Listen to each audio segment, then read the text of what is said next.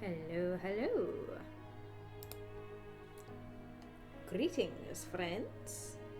How is everyone? Oh my goodness, my hair is so long.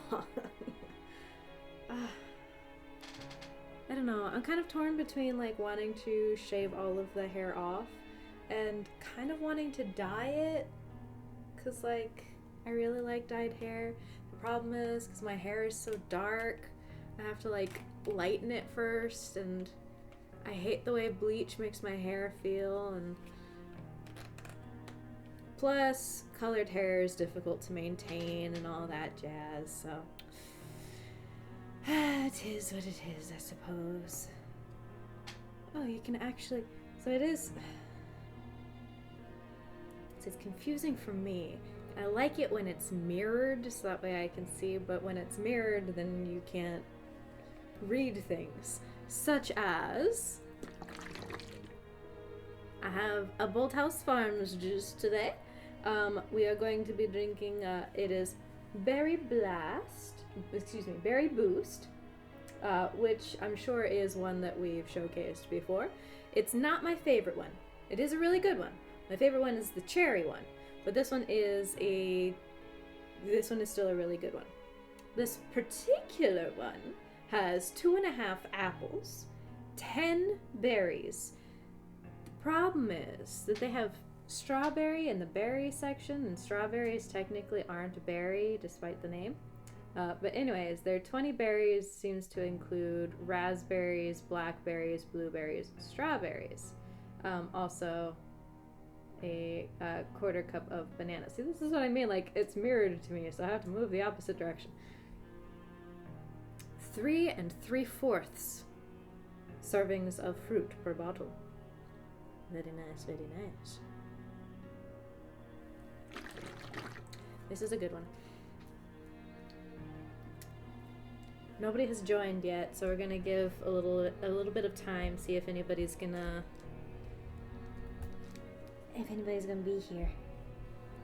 Because, you know, people got lives, they got their own stuff that they gotta do, which is absolutely fine. So, there's nothing sitting on my shelf back there. Oh my gosh, hold on.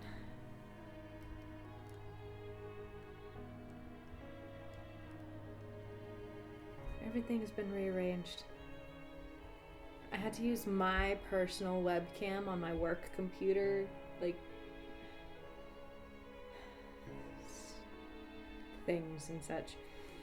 But there's nothing over there. My non-binary is not my non-binary bee is not sitting on the basket today, only because by the time I realized that I hadn't finished setting things up, so like 30 minutes before I was going to start the stream, somebody decided that he was going to monopolize my lap, so I'm not allowed to get up. I have not been able to get up for the past 30 minutes. Thankfully, I had already grabbed my drinks here, and yeah, so he's Mr. Snooze.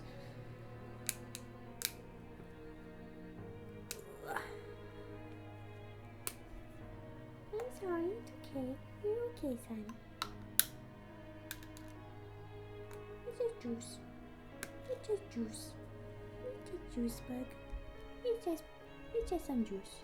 It's just juice, bug. No worries, bug. It's okay, Mr. Bug.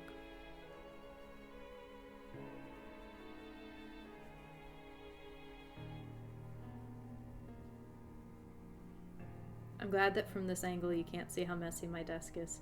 You can only see the clear section of my desk. that's very conveniently located. We just got Mr. Bug. Mr. Bug. Mr. Happy Boy. Mr. Happy Boy. Mr. Happy Boy. Anyways.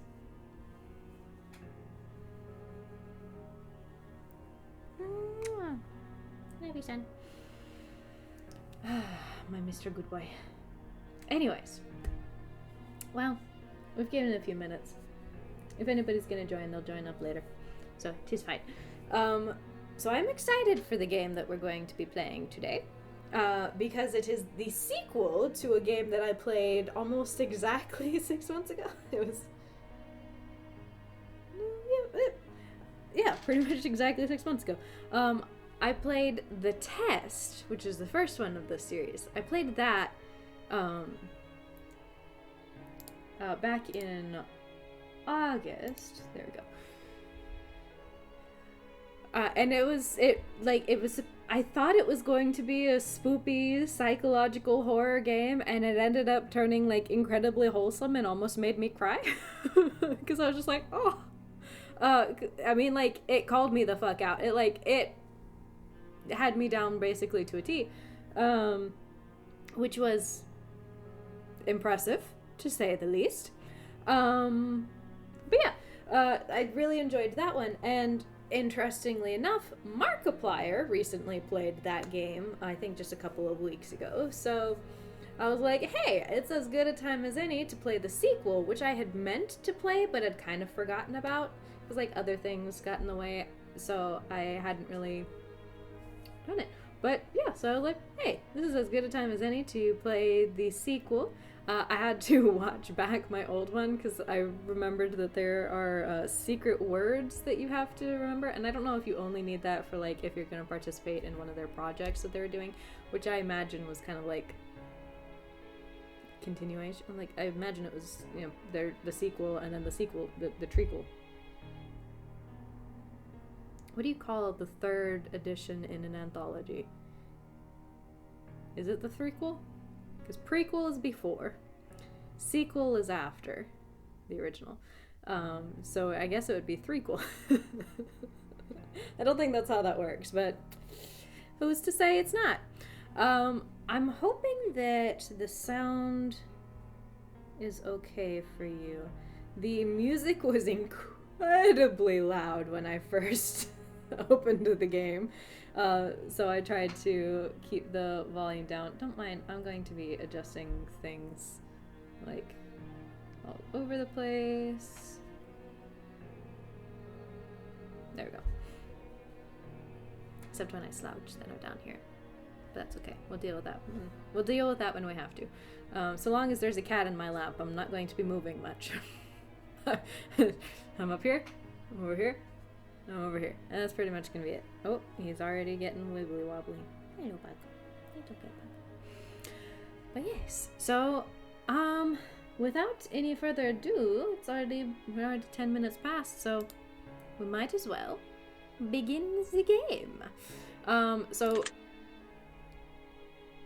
when anybody shows up, you can ask me to adjust the sound. I might be moving the camera around, I don't know. So, new game. Before experiencing the test hypothesis rising, it is highly recommended that you've played its prequel, The Test, first before venturing into this experience. Did that? Were you Gucci?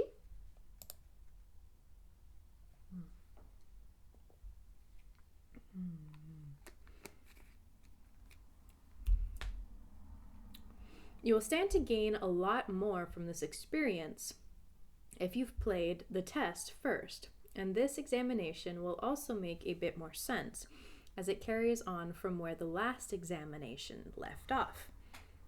So for me, the previous test, The Test, said that basically I'm incredibly strong. I've been through a hell of a lot. I'm incredibly strong. I need to be nicer to myself, like be lighter on myself, and shit like that. And I was just like, oh, okay. So that's what the first one said. That's where the first one left off. So we'll continue from here. I would like to urge you to go and play the test now before venturing forward, and follow the instructions listed throughout the game, as you will certainly get a bigger benefit overall by taking the tests in the order they were meant to be taken in. Okay, I get it. Would you like to close this game now so you can have the opportunity to play the test first? You will not get a chance to exit the game until the experience is over if you choose to continue now. I've already played the test. Wonderful news. We can continue. I like that it only gives you those two options. Either close it and go play the first one, or... Oh, you are Fate. I don't remember who was the other guy. I don't remember what the name of the other one was, but this is Fate. Hello and welcome to my office. It's truly a pleasure to see you here today. Please excuse the mess. I haven't had a chance to clean up yet. Yes, fating is such messy work. Wow, I don't want... Now, excuse me, that's an N. Now, I don't want to take up too much of your time with blibber blabber and nonsensical speak, so I'll just get straight to the point.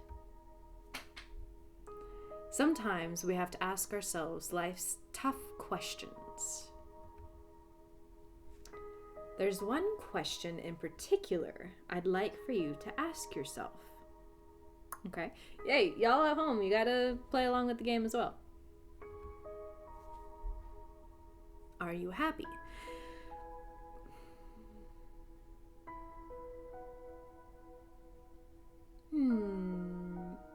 I'm not terribly unhappy. I am relatively content. I have moments of happiness. I have moments of not happiness as well, but generally I am in a fairly decent point in my life, working towards better things. So I would say, in a sense, yes. Or, I'm not quite happy yet, but I'm a lot less sad, has been a song that I've been listening to very recently, and I don't remember who it's by, or what the actual name of the song is, because it just showed up on one of my Spotify playlists while I was doing shit, and I didn't actually look at it. But I've been listening to that song quite a bit. So, okay. And when I say happy, I don't mean content. Okay, then being content is great, but it's not the same as being happy. Okay, that's fair. That was basically what I had said, right? I want to help you. I want to inspire you to be the best that you can be. Let me actually... I'm afraid that... Because I turned the music down in the game, so I'm afraid that if I turn the volume of anything up too high right now, when other sounds that I left at kind of a higher volume... I turned everything a bit down. But for other sounds that I left at a higher volume start playing, that it's gonna... But yeah, it should be fine. I want to inspire you to be the best that you can be. I want to inspire you to be the happiest version of yourself. I want to see you grow inside and out. Now, how do we accomplish this, you might be asking? Good question. Allow me to explain. Please do. I'm going to ask you a series of questions, and you are going to answer them with 100% entire honesty. And when I say 100% entire honesty, I mean 100% entire honesty. Think about it. Do you want to be happy? Excuse me. Think about it. You do want to be happy, don't you? Yes. You wouldn't want to do something so bold as to tempt fate by lying, would you? Is it tempting fate? I don't know. Am I tempting you? Just remember, if you lie, the only person you're lying to is yourself. The only person who will suffer from this is you. And believe me, you will suffer. Okay. Threatening much? This is supposed to be a psychological horror game, technically. Which is my favorite type. Well, it's... Favorite type. The type that scares me the most. Yeah, my favorite type of horror. Favorite type of horror being the type of horror that scares you the most, is psychological horror. Not to mention the fact that whether you tell the truth or not, I'll know. But that's another story. Let's be moving on, shall we? We've wasted enough time explaining what we're going to be doing. Just remember, we all want to be good people. We all want to give the answers that we feel lend the most desirable human traits within ourselves. But sometimes, good people do bad things. And sometimes, we don't always have desirable traits as humans. Yeah, that's kind of part of humanity. You got the ups and the downs. I cannot express enough just how important it is to be truly honest while answering these questions, no matter how uncomfortable the truth may make you. Now, it's time to get into the real meat of this experience. It's time for you to get the advice that you deserve. Okay. Thanks. As you read questions and scenarios during this process, I want you to create your own circumstances and build your own bridges to arrive at the answer I want you to create your own circumstances and build your own bridges to arrive at the answer that best suits your own psyche. If you've never experienced the scenario being asked of you, then simply imagine that you have and try to assume how you might feel in that situation. Okay, easy enough? I'd like to invite you to pour a glass of water. Sit back and relax as we unfold your fate and the secret to overcoming the next hurdle in your life. I don't have a glass of water. I have Bolthouse Farms fruit juice. Because I don't consume enough fruit. Ah, that's refreshing. Bolthouse Farms, please sponsor me.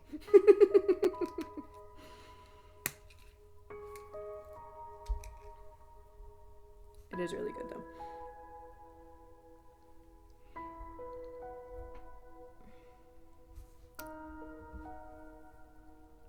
We're going to start with some basic, easy questions. And here we go. Music get out.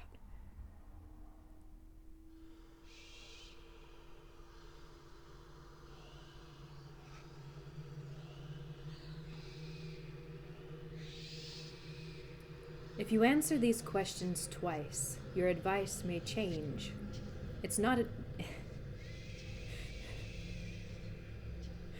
Is that whispering or is that distant screaming? I cannot tell. It's not just about answering the questions. It's about many different variables. Many different factors are at play here, including the amount of time taken to answer proposed questions. Yeah, see, this is the part that it didn't tell me until near the end, during the first game, and I was like, ooh, I've spent a long time just sitting here explaining, telling stories, and riffing. With that being said, it's far more important to actually take your time and think about how honest of an answer you're giving before you give it.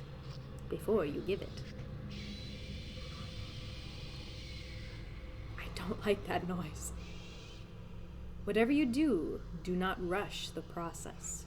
This is your best friend here. Excuse me, time is your best friend here. You'll see what I mean soon enough. Do you feel uncomfortable right now? A little bit, yes. Mostly the noise is what's really getting me. Yes. Are you nervous? No. Don't jump scare me. No. Do you feel cold? Listen, I have a hoodie on right now, and I've got a blanket, and there's a cat in my lap, and yet my toes are still cold, despite the fact that I'm covered in a plush blanket and decked out in comfy clothes. Because I'm just generally constantly cold. Yeah, cold. Do you feel sad? At the moment, no, I'm actually doing alright, yeah? Yeah, I'm good. Have you ever hurt someone because you were hurting, even though they didn't deserve it?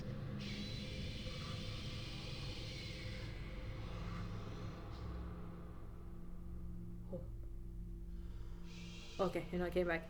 I thought for a second it was gone. I can't say that I have not, because I'm sure that I have. No, yeah, no, I grew up with siblings, so I'm gonna say yes. Do you crave acceptance by others? I used to. When I was younger and didn't know why it was that I didn't fit in. I wanted so badly to be accepted and included and understood. I still want to be understood, and I enjoy being accepted. But at the same time, I live my life to the fullest of me. A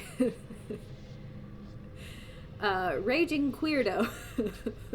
I'm autistic, asexual, non-binary, living my best life, being my confident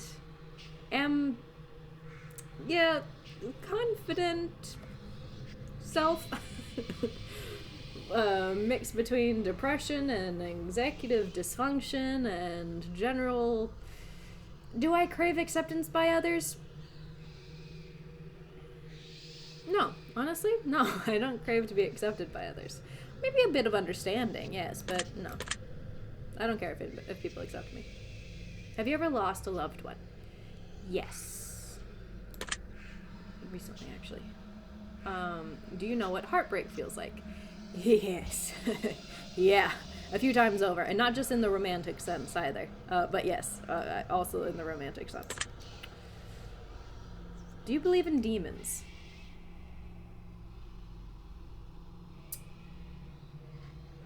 Not the Christian demons. Dark entities or shadows, or maybe possibly just people's negativity or what the fuck. Maybe it's just our own personal demons, which is just the way that we view the world, not actually some outside influence other than, what other people have done to influence us. In a way, yes. I can't prove that they exist, nor can I prove that they don't exist. I am generally agnostic. I am a spiritual person, but don't follow any general faith. I don't believe in the Christian hell. That isn't to say I don't believe that the concept of demons comes from something, even if it is just humans' own darkness or humans' own perception. I'm gonna say yes. Oh, were you not expecting that? Do you believe in curses?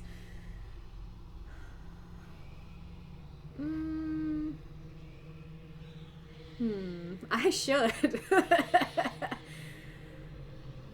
It depends on what somebody means by curses.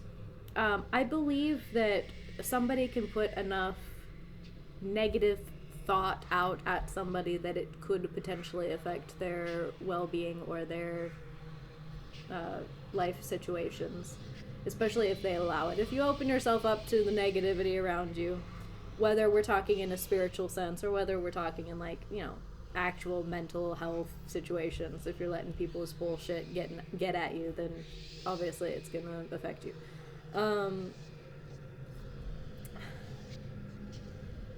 Here's the thing. Curses are specifically to harm people. Yeah, I believe curses exist. Would you consider yourself to be spiritual? I already said that. Yeah, I am. Again, not religious. Spiritual. Open to the powers that be. Willing to let the powers that be. Uh, I will let them be. I don't need to understand everything. I'm just a part of it, you know? I'm just flowing in my own spiritual whatever. Yes, I am spiritual. Are you afraid of dying alone? Ah! This was a question on the other one. Again, I had to watch back. I just watched the end of it, so that way I could get the, in case I needed the secret word, which I guess I don't. I don't know. Afraid of dying alone? No, I'm not afraid of dying. I don't want to die. Not particularly soon, for sure. That being said, I am not afraid of death. And I am not afraid of dying alone. I was born alone, I will die alone. If there was undeniable proof that a ghost was haunting you, would you continue to live in your home? If it was haunting me, it doesn't matter if I was in my home. Also, yeah, I mean, ghostly roommate. I have cats. It'd just be having another aloof roommate just hanging around, not helping pay rent. Yeah. Sure. Have you ever seen an object mysteriously move without being touched? I didn't know we were going to get so in-depth into my spiritual beliefs with this particular test. Yes, I have. I guess mysteriously, because I was gonna be like, I could be a smartass and be like, you know, you can move things around with magnets. Technically, they're not being touched. Move things with wind. Technically, they're not being touched. But mysteriously move would technically rule out the mundane answer. Yes. I used to joke that. Never mind. Do you believe that it's possible for a game to summon supernatural forces into your life without you knowing it? Well, considering that the Ouija board is sold by a board game company, technically, yes. I ain't gonna mess with that shit. I believe in demons.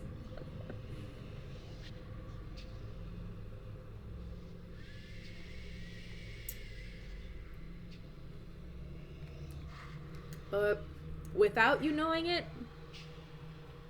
no, because I think you have to have some... We're talking about a video game, so I'm gonna say no. Would you like to make more friends? I mean, I have a good number of friends. I don't really care too much about having a plethora of friends. Having a few very good friends is all I really need. That being said, I'm not opposed to the idea of meeting more, friends. There's always good people to include and add to your life. Would I like to make more friends? Sure, yeah. Would you consider yourself to be a good friend? I consider myself to be open, understanding, there for them, willing to offer advice, distraction, or just a listening ear. I know that I fail in some regards at being a good friend. I am not good at keeping in regular contact, even with some of my best friends. But it's a me thing. It's not to do with anybody else. I believe my two best friends would consider me a good friend.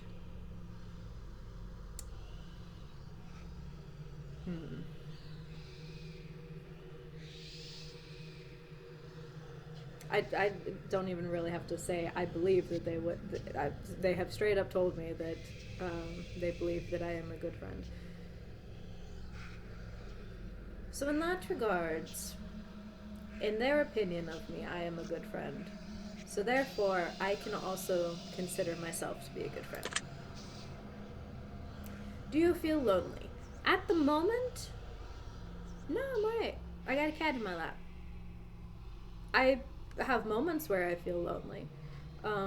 Less often lately. So I've got, as I mentioned, some good people in mind. Do you feel lonely? Not at the moment, no.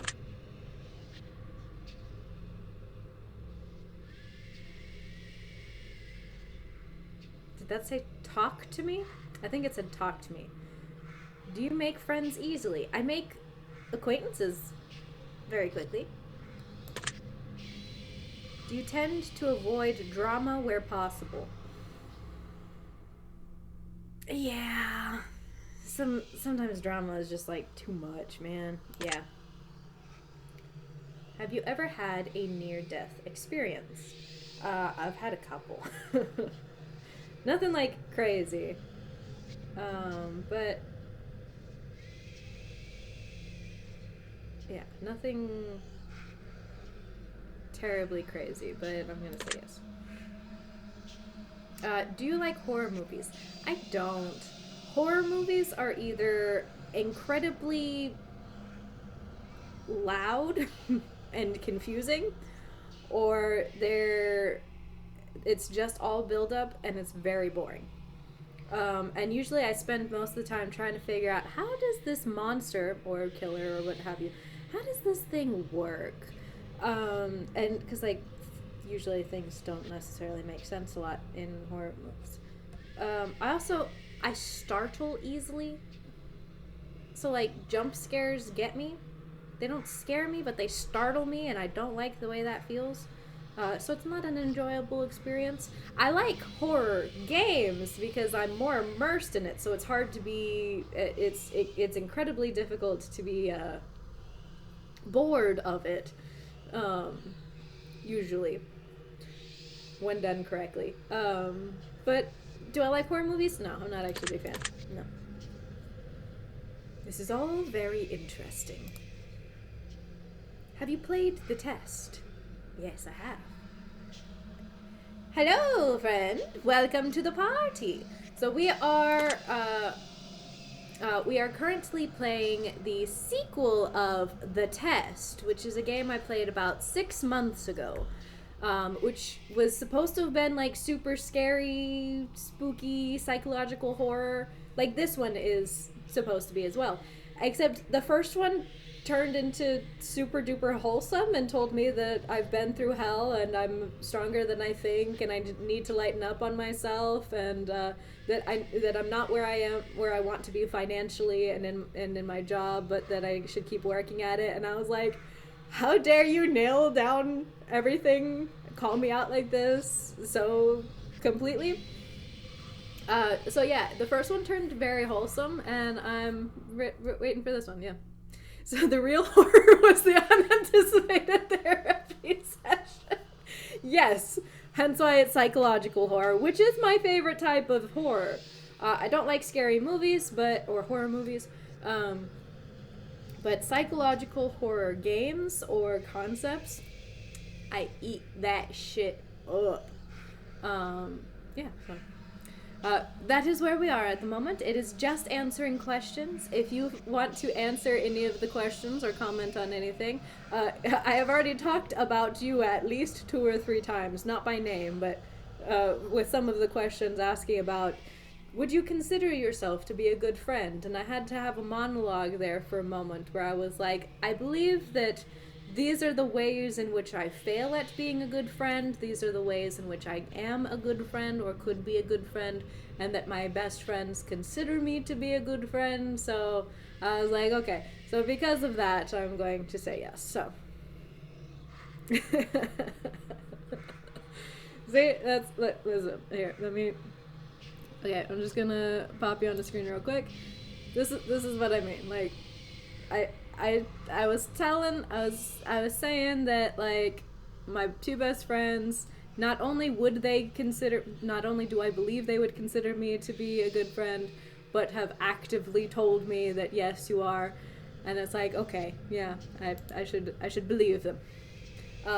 Also, this is fate. Meet Fate. Anyways, yes, man. Have you played the Horror Scope? No, I have not. I have not played that game. I will have to look at that. Horror Scope.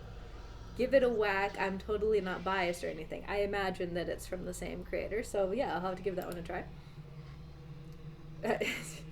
Oh dear. This is like the "Are you kinky?" question on the first one. Do you watch porn? See, what? Middle school goth still buried somewhere inside me finds Fate inexplicably attractive. Listen. Listen. It is fascinating, but only in very small doses, because after a little while it's kind of like, ew, that's gross. But do I actively watch it? No. Have I in the past? Yeah. Would you consider yourself to be a hard worker? I work way too fucking hard. Do you have a low opinion of yourself? I used to. I have a moderate opinion of myself. I am aware of my shortcomings, but in general, no, I do not have a low opinion of myself. One could say I even have a high opinion of myself. Would you consider yourself to be a confident person? In many regards, yes. That being said, I am still autistic and I'm an ambivert, so that means sometimes I'm an introvert. So sometimes, but like, introversion isn't necessarily a lack of confidence. It's just a lack of wanting to be incredibly social.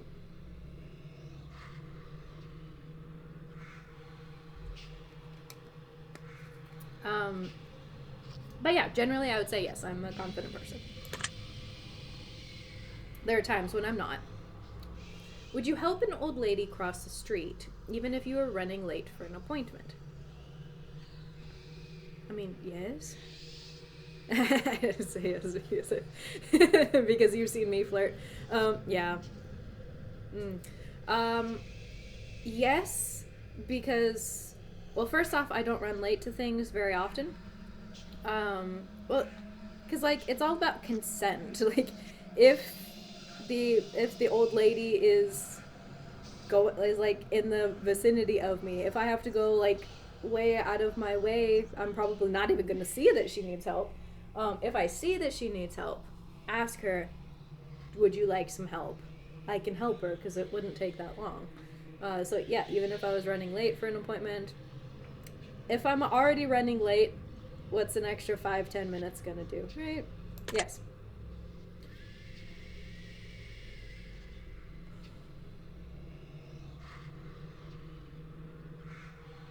Would you kill all of your neighbor's pets just to save one of your own? Listen, you can't ask me that. You can't ask me that when I have him in my lap right now. That's fucking messed up. That's fucking messed up. I mean, I love my kitty cats and I would do fucking anything for them. Except that. Probably. So when I say anything within reason. So no. I love you, Bug, but I'm not going to murder all of my neighbor's animals to save you or your sister. I love you though. No.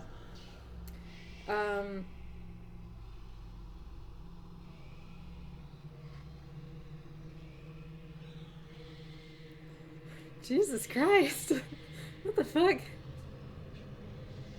Except kill all of your neighbor's pets when you live in an apartment? What kind of fucking question is that? Yeah, right? I've got so many neighbors. Have you ever tried to smother yourself with a pillow to see if you could actually suffocate yourself?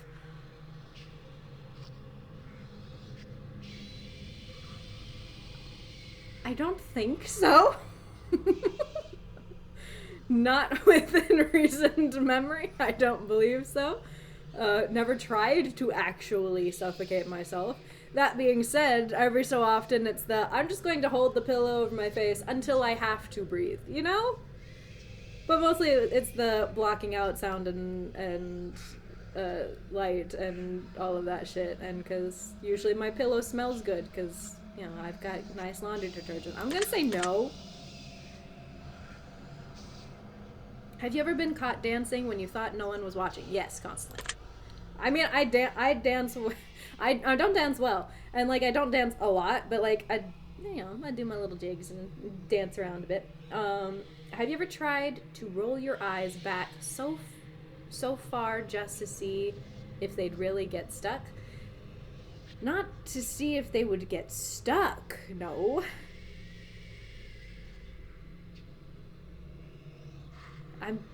This body gore gets me. No. That being said, I rolled my eyes back as far as I could just to see how far I could do it, but not ever to see if they would try if they would really get stuck. No. Have you ever played a practical joke that you regret pulling on someone? I don't do.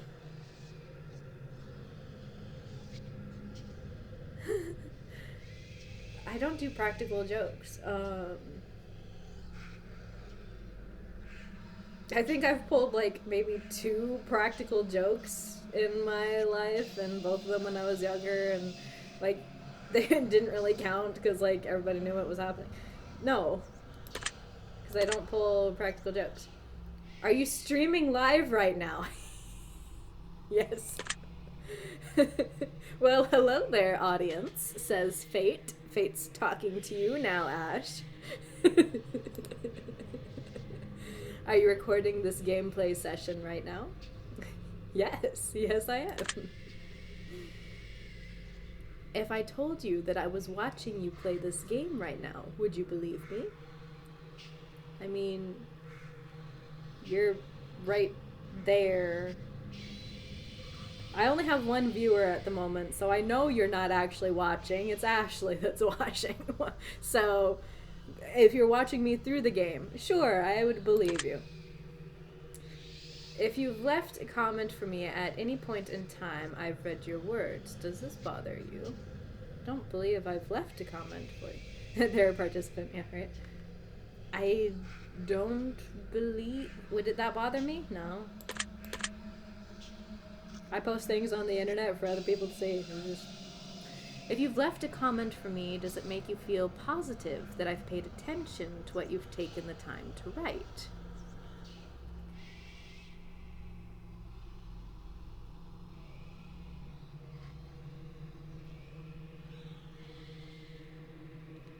I haven't left any comments for you.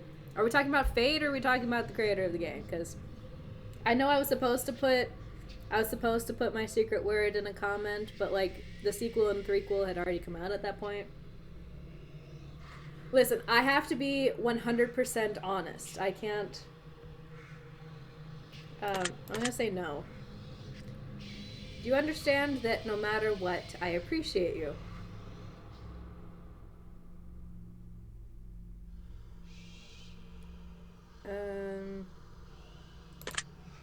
No.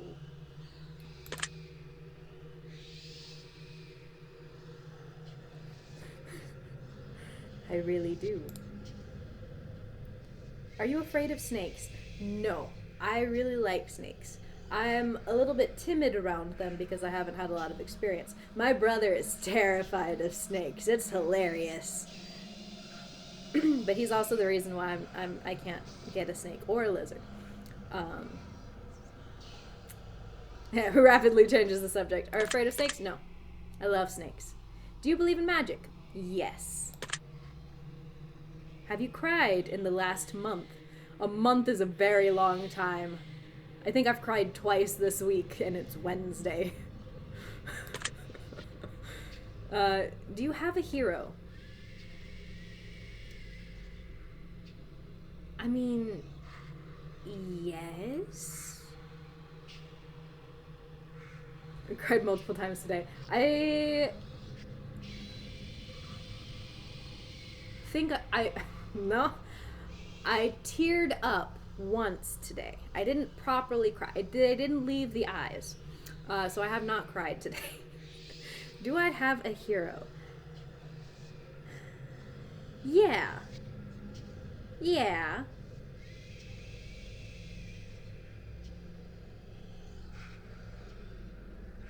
Yes, I have a hero, but I also have an understanding that people, as well as fictional characters, because let's be honest, at least one of my heroes is a fictional character, are flawed individuals, and therefore do not always live up to their heroic status and or sit on the pedestal that people tend to try and put them on.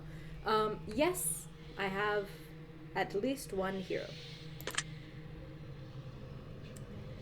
Do you typically learn from your mistakes?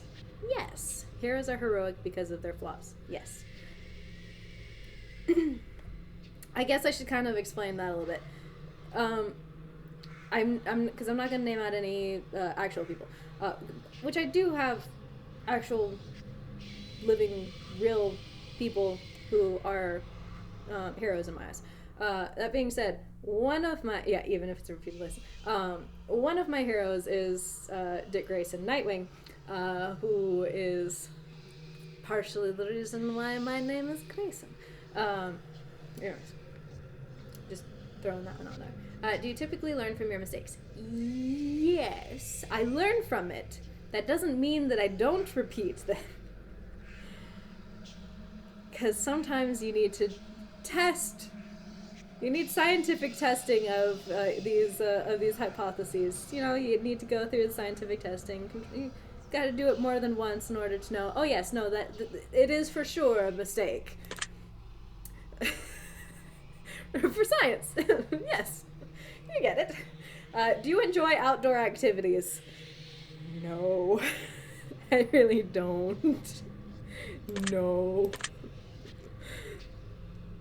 Would you consider yourself to be lazy? Yes, although I'm constantly being told to not consider it laziness. It is executive dysfunction. I am quite capable of doing many things, but at the same time, yes, I can be very lazy sometimes. Do you sometimes find it difficult to stay motivated? Yes, executive dysfunction and depression.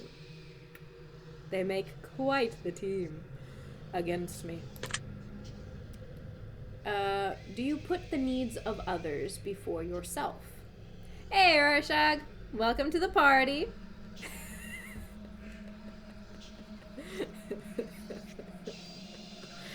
Do I put the needs of others before myself? Let me know if the sound is too loud or anything like that. Ooh, what are you cooking?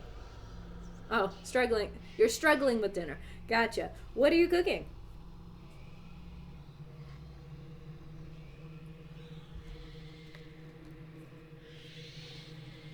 Or are you cooking struggling? Cajun chicken. Nice. You think. Okay. Do I put the needs of others before myself? I used to put other people's wants before my needs. I put my needs before people's wants. Now, do I put the needs of others before myself? Not everyone.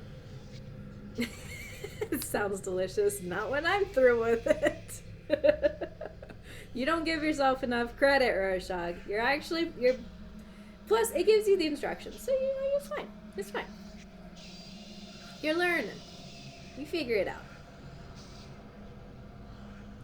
Yes. Yes, I do. Would my family and friends describe me as kind? Would y'all describe me as kind? I'm sure it'll at least be perfectly adequate. Yeah, honestly, that Cajun chicken sounds like it'd be really good. We did really good. Listen, because you cooked. Thank you. Thank you. Thank you for acknowledging just how truly evil and dark of mind I am. I appreciate that greatly. I like I'm getting some mixed responses here. This is very interesting, yes. Aww. You're too sweet, Ash. Alright, I'll put yes then. Have you ever cheated in a relationship? No. Also, I'm asexual. An asexual virgin. No. Have you ever been cheated on in a relationship? Thankfully, no. Would you consider yourself to be judgmental? No. No. I don't. No. No. I'm assessing. I'm not judgmental.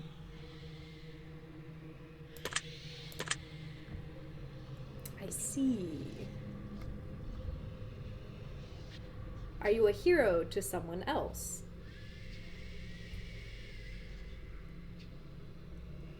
Heck if I know.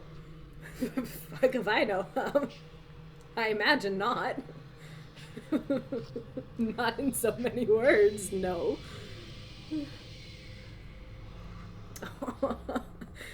Well, fuck, now I gotta answer yes, otherwise I'll be lying. So that way, anybody watching this on the YouTubes,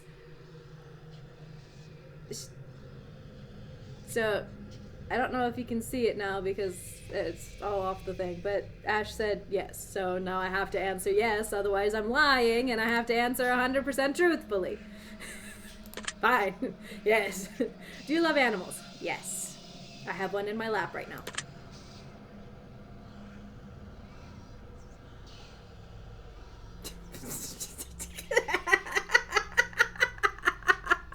That is hilarious. I wish. No. Have you ever found a family member on Tinder and wanted to hit them with a super like just to make shit real awkward?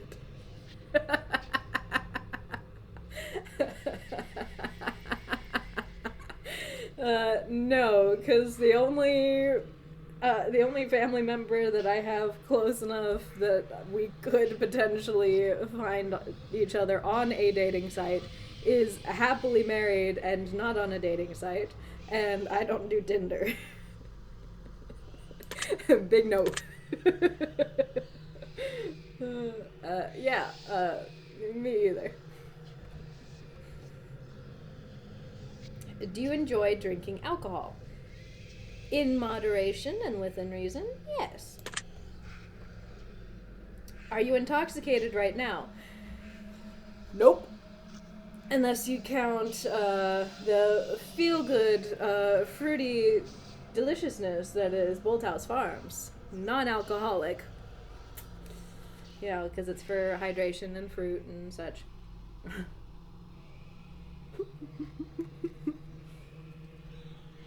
No.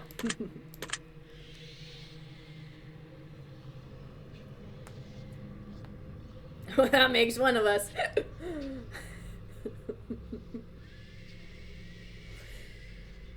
Yes. Because that one is I think I know which one you mean. The one that's like, it's dark red, but then it's like, it's the one that's most, like, pure liquid. Like, this one is like, you know, chunky. I mean, like, it's smooth, but it's thick. She's thick. Whereas the superfruit one, yeah, it's the really thin one. That one mixes great with things. That one does mix really great with things. I think I mixed that. I think I had a bit of vodka. Yeah, I think I mixed it with some. Yeah, elderberry. Yeah, the one with the acai berries. Mm-hmm. Yep. Do you like the phrase "schnick snack"? Schnick snack. Yes, I say that quite frequently. Are these questions a bit strange to you? Yes, but that is not a bad thing. Do you have a vivid imagination? Yes, in some regards. Do you feel uncomfortable in large social settings? It depends the situation.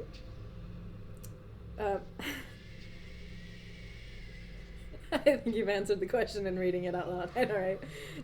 You feel uncomfortable in large social situations. Yeah, it depends. It depends the situation, because like how large is large? Because if we're talking in a group of like 20 people, that's a lot of people, and like I'm gonna be like standing, in the awkward corner. Yeah, exactly. Exactly. House party? No. Like, there's like 20, 30 people around. It's like, this is a lot of people. I don't want to handle that. Being in a crowd of like 1 to 200 people or more, where it's just like everybody's just like nameless, faceless, and we're all there to do a thing, that's cool. Fucking love concerts. Yeah, with adequate accommodations and such. I'm going to say yes, because I think large social settings is a group of people that are all doing things, as opposed to being a single person in a sea of people. So I'm going to say yes. Would you consider yourself to be antisocial? No. No. I have I go nonverbal sometimes, but no, I'm not antisocial.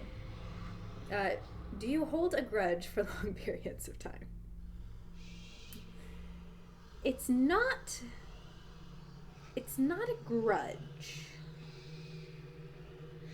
Asocial, yes. Antisocial, no. Yeah, I agree with that. I don't hold grudges. That being said, I'm the type of person that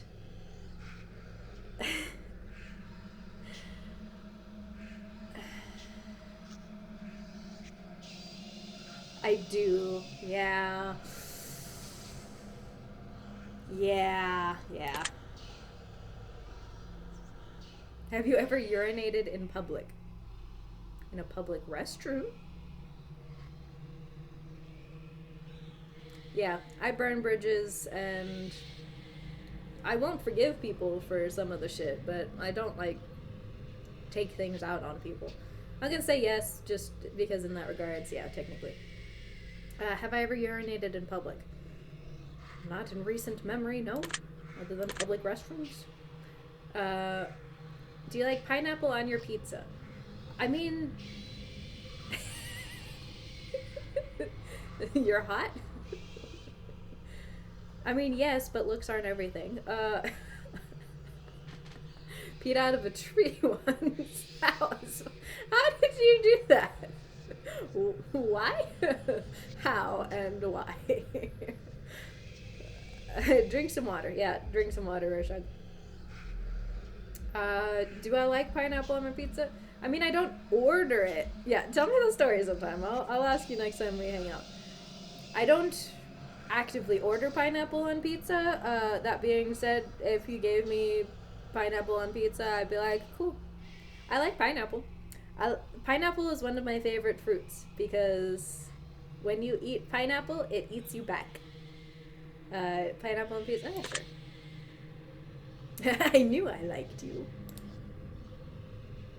Yeah, but do you like it? I mean, it's not bad. I don't pick it off. That's the thing. Like, if I can eat it without being uncomfortable, then yeah, I like it. So yeah, that's fine. Would you consider yourself to be selfish?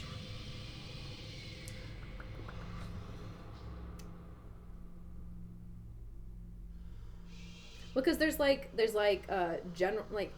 general tolerating kind of like, it's like, yeah, I like that, that's fine. Yeah. There's the it's fine kind of like, then there's the actively like, where it's like, oh yeah, no, I really like that. And then there's the yes, I love that kind of a thing. So there's different layers to liking things, at least for me. Especially when it comes to food, it's like there are only a couple of things that I actively hate. Yes, I am selfish, and yeah. Yes, and that's okay. You're in a place in life where you're protective of your peace, and that's a good thing. Thank you. I appreciate that, Ashley. But yes, I do consider myself to be selfish in some regards. Do you think you've got a big ego?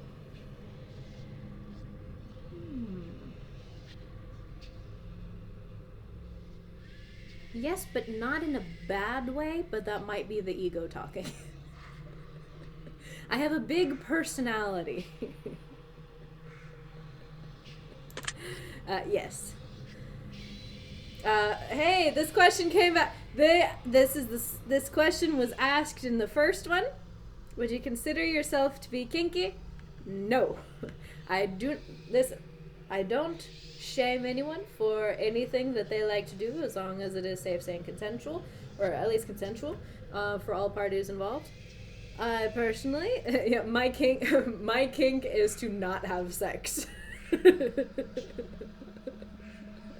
My kink is hand holding.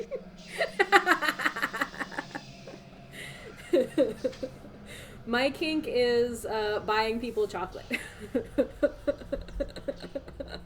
Palms sweaty with desire. Would you consider yourself to be religious? Nope. This goes back to the spirituality question before. Yes, I am spiritual. No, I'm not religious. Me is heavy with passion. Would you consider yourself to be temperamental? Generally, when people say temperamental, they mean like kind of like more on the angry side, like easily angered. I don't feel that I am easily angered. That being said, my temperament can fluctuate pretty quickly. I guess that would be more, not necessarily mood swings, but more quick to emotion. I do not consider myself to be temperamental. You think so? Would you consider me temperamental, or do you mean you're temperamental?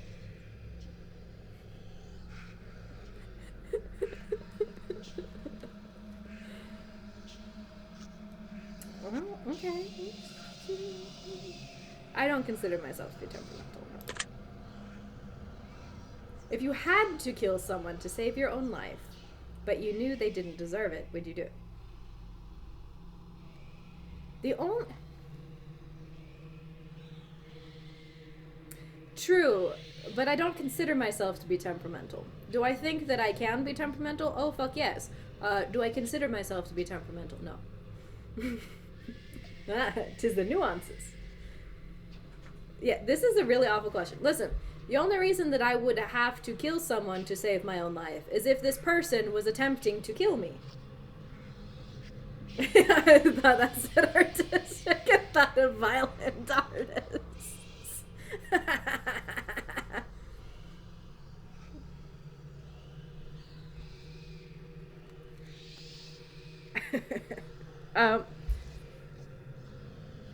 We're autistically artistic and artistically autistic. Again, the only reason that I would have to kill someone to save my own life would be if that person was attempting to kill me, in which case they would deserve it. In which case they would deserve it.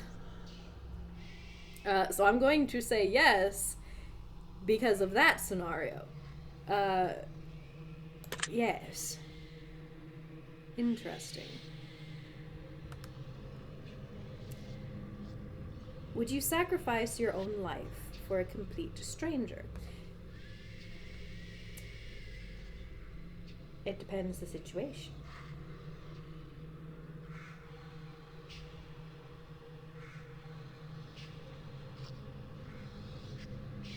Would I put myself in front of a complete stranger if something was happening and I could actively stop it or protect somebody?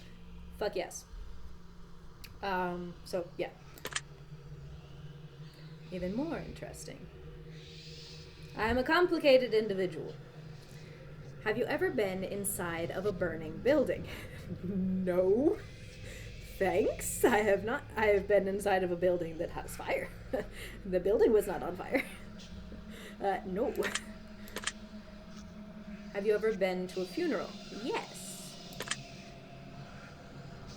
If you could attend your own funeral before you died, would you take the opportunity to do so? Am I having a pre-funeral?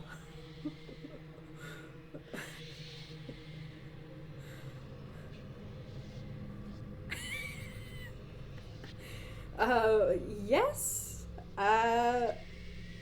Listen, I would totally crash my own funeral.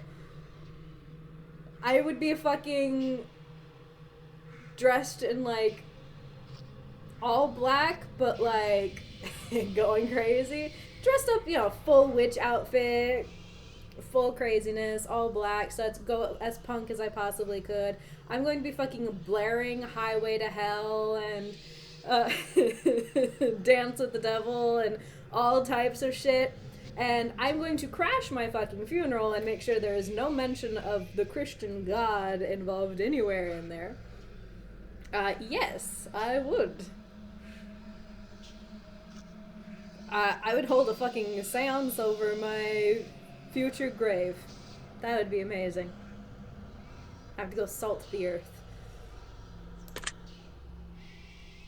If you could see into the future, but you were told that it would only reveal the absolute worst of what's in store for you, would you still look?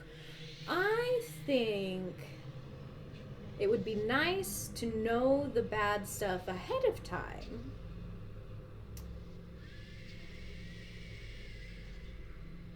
True. No salt, only eggshells. Yep. I mean, I guess I gotta get working on that. You know, I've got plenty of time to collect as many eggshells as possible.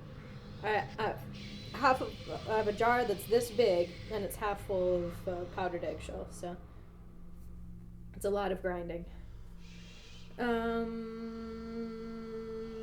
Would I look if it would only reveal the absolute worst of what's in store for me?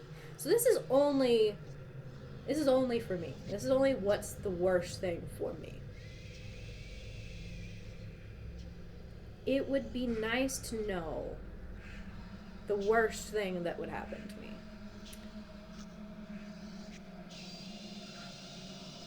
That being said, I feel like most of it is behind me at this point, and this is a difficult one, because logically I would like to say yes, because then I could plan for it. Emotionally, fuck no. Yeah. Emotionally, no. If you had the power to stop time, would you use it to do something you know you shouldn't? Like sleep for 3 days straight and do absolutely nothing for long periods of time? Yes, I would love the power to stop time at will. That is literally one superpower that I wish with all of my might that I could have. Okay, bye Ash, see you later. Thanks for dropping by. I'm sure we'll still be here in 20 minutes, so no rush. Yes, so yes. If you had the power to remove one person from Earth, never to return again, would you use it? Oh God, who would I pick? There are so many people that it would be nice if they didn't exist anymore without having to murder them. Yeah, it was literally a question made for me. Previous one, the stopping time one, not this one. If I had the power to remove one person from Earth, I never would use it. No.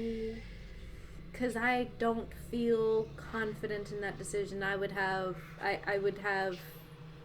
decision paralysis and not be able to choose, so I wouldn't actually use it. So no, I would not use it, only because I would not be able to pick anybody. That being said, there are a number of people in the government that I would happily,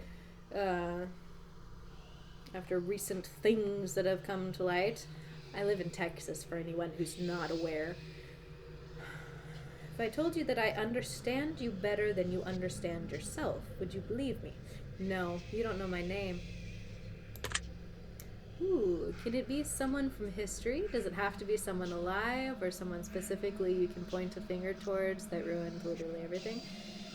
See, that would be nice. Well, because I don't know if it would count backwards.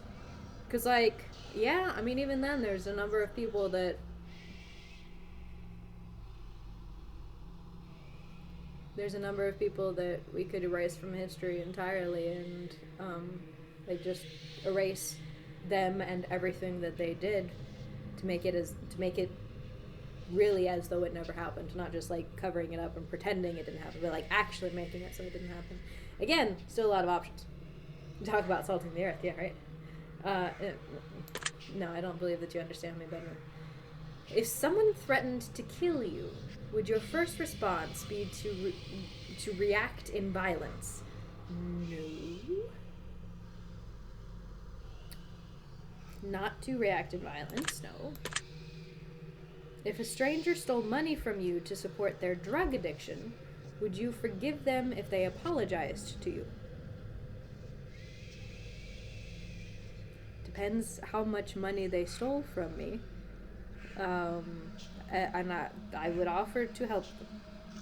If they apologized to me and it was sincere and they did not do it again, or show a repeat in behavior, yes.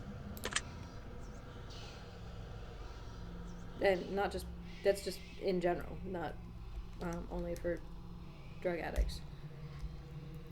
If a family member said something nasty about you behind your back, would you confront them about it directly? Would I? I don't know. I'm not very confrontational, I'll be honest. Probably not.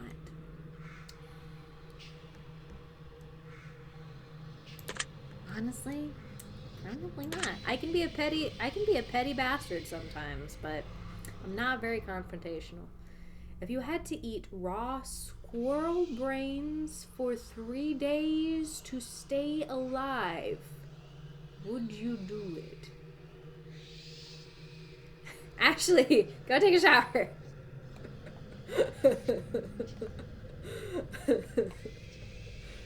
Go take a shower. Why are you still here? Hold on. Ugh. So much hair. I'm either going to shave all of my hair off, or I'm going to get a hair lightening kit and start lightening my hair so that way I could dye it. But it's so much effort to dye hair, so I'm probably just going to shave it off again. No. I would not eat raw squirrel brains. Firstly, I don't think that my brain and my body would allow me to eat an animal's brains raw, or in general, eat animals' brains. So I'm going to say no. I physically likely would not be capable of it. If you woke up tomorrow and none of your family remembered who you were, would you choose to leave and start a new life? Yeah. Yeah. I mean, honestly, that'd be nice. There's only 5 people. There's only 5 people of my family. There's only 5 people that I care about, who I would care about if they remembered me or not. If everybody else forgot me, fuck, whatever. Yeah.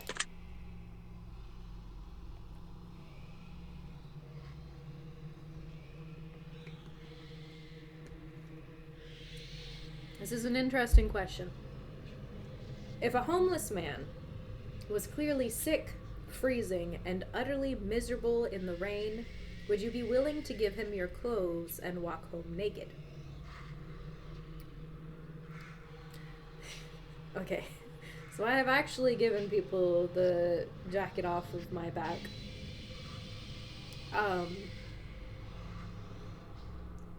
A number of times. And the shoes off of my feet. Would I walk home naked? I mean, I would keep my shirt. Or at least my pants. I wouldn't walk home fully naked. I would give him a coat. Or I'd buy him a meal, or especially if it's freezing in the rain. Yeah, sure, whatever. If someone accidentally hit you in their car, but you suffered no injuries whatsoever, would you still be upset with them? depends the situation, I suppose. If they did it on... Oh, no, it says accidentally. If someone accidentally hit you in their car, you suffered no injuries whatsoever, would you still be upset with them? As long as they didn't do anything wrong in the situation, probably not. I mean, I might be upset and shaken up about it, but I wouldn't be necessarily upset at them. That being said, if I'm in a fucking parking lot and you're gonna speed down the fucking straightaway and you're gonna smack me with your car because you're being a bitch, fuck yeah, I'm gonna be upset with you, you know? Like,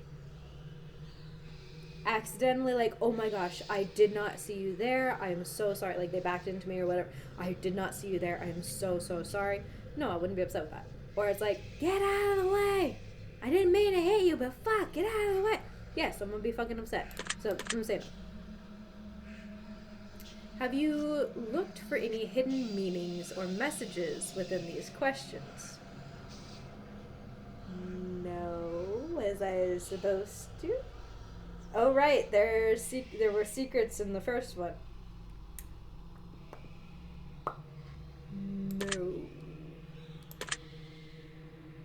Maybe you should have been. Thanks for the ominous warning, Fate.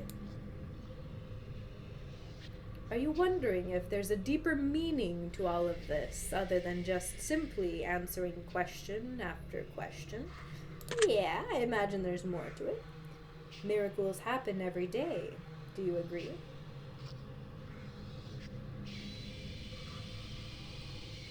Do I agree?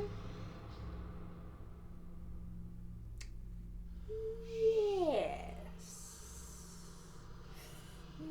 I don't like that word, miracles. I don't like that word for personal reasons. That being said, miraculous things happening. Yeah.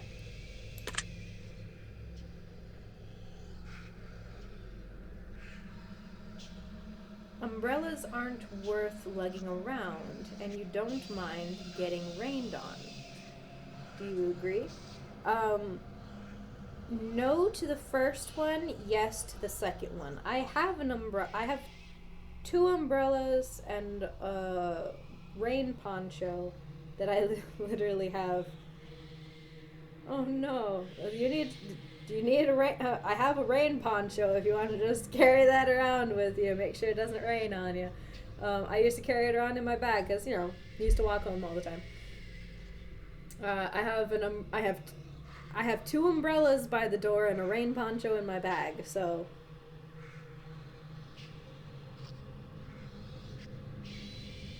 I'm gonna say no.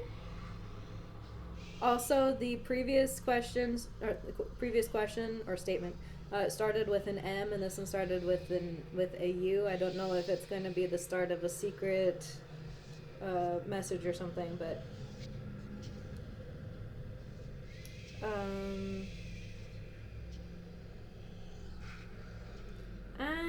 going to say no.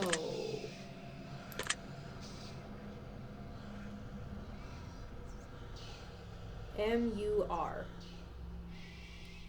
Red is a prettier color than pink. Do you agree? Prettier.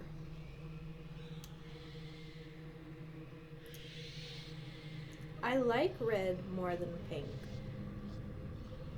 I don't know that it's prettier. Well, I'll say yes. M-U-R-D. Are we spelling out murder? Do you ever feel like a plastic bag blowing in the wind? Do you ever feel like a plastic bag? No. No. Yeah, I think it's spelling out murder. Eating in front of people can be awkward. Do you agree? I mean, it can be. It can be. I don't find it particularly awkward, but it can be. Yeah, murder. Rings used as a ceremonial wedding gift are so outdated. Do you agree? I mean, people can do what they do. It's like whatever. realize that the first letter of the last 6 questions, when combined, spells out the word murder?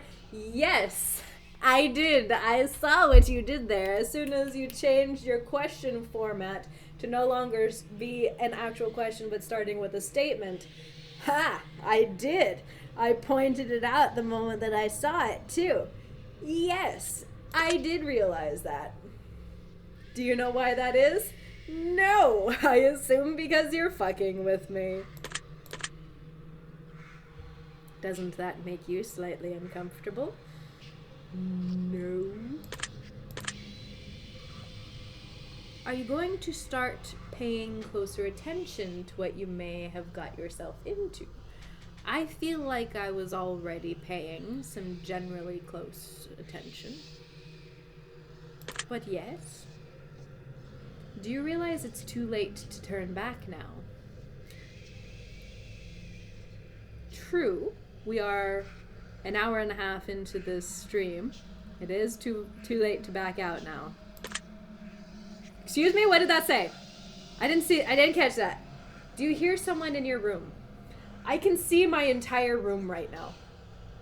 I can literally see my entire room. There's my bed, there's the window, there's the television, there's the pile of laundry, there's the door, out of which I can see the kitchen.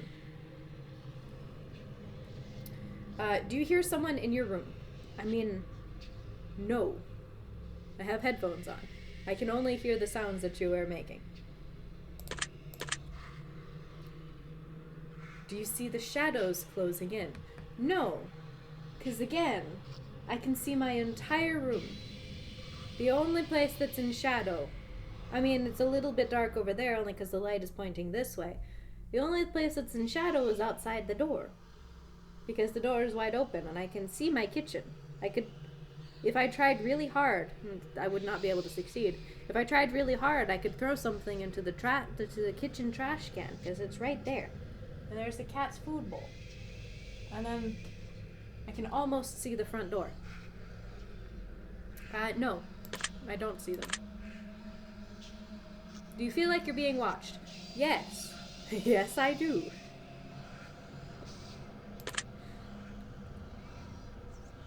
Did you look around your room a moment ago? I mean, yes, I did, because I can see the entire room. Do you like long walks on the beach? Yes, particularly on overcast days, so that way I don't have to wear too much sunscreen without burning. Also, I like collecting seashells and pretty rocks. Never take me anywhere near the ocean. Never take you anywhere to eat the ocean? Okay. Do you enjoy giving gifts to people? Yes. I just hate having to keep it a surprise. Have you ever felt like giving up on life? Yes, but not for a while, thankfully. Do you love your family more than you love yourself? No. I wouldn't eat it either, fish pee in it. I know, right? Also, let's be real. There are so many dead bodies floating in the ocean. Or existing in the ocean, not even just floating. There's so many dead bodies in the ocean.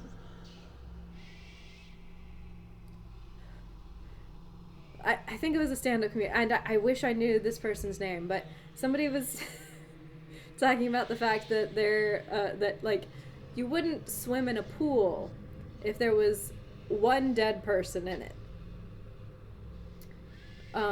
But you would swim in the ocean despite the fact that there are hundreds, thousands, possibly more dead people in the ocean at any given time.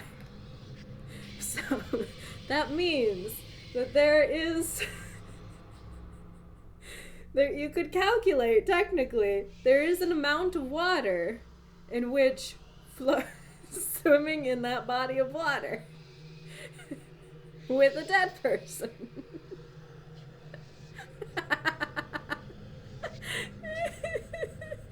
Think that dead people are like the croutons in the soup of the earth.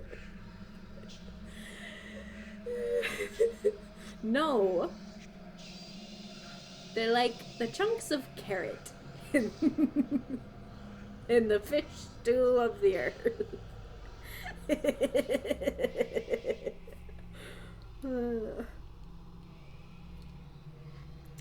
Because if you leave them in for too long, they get real squishy.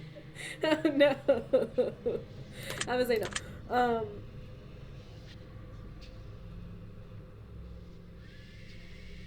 Do you have a best friend who's clearly better than the rest of your friends? I don't think any of my friends are better people than other friends. Do I feel more strongly towards my two best friends than I do my other friends? Yes, that is why they are my two best friends. In that regards, I'll say yes. Do you think there's some kind of conspiracy behind the coronavirus? Just the fact that people are manipulating everything about it, and not fucking wearing their masks or getting vaccinated when that's all we fucking wanted was the vaccine. Do I believe there's a conspiracy behind the coronavirus? No, I don't. Honestly, like, it was gonna happen. Like, you know, if it wasn't COVID-19, it was gonna be something else. It was gonna happen. It was gonna happen.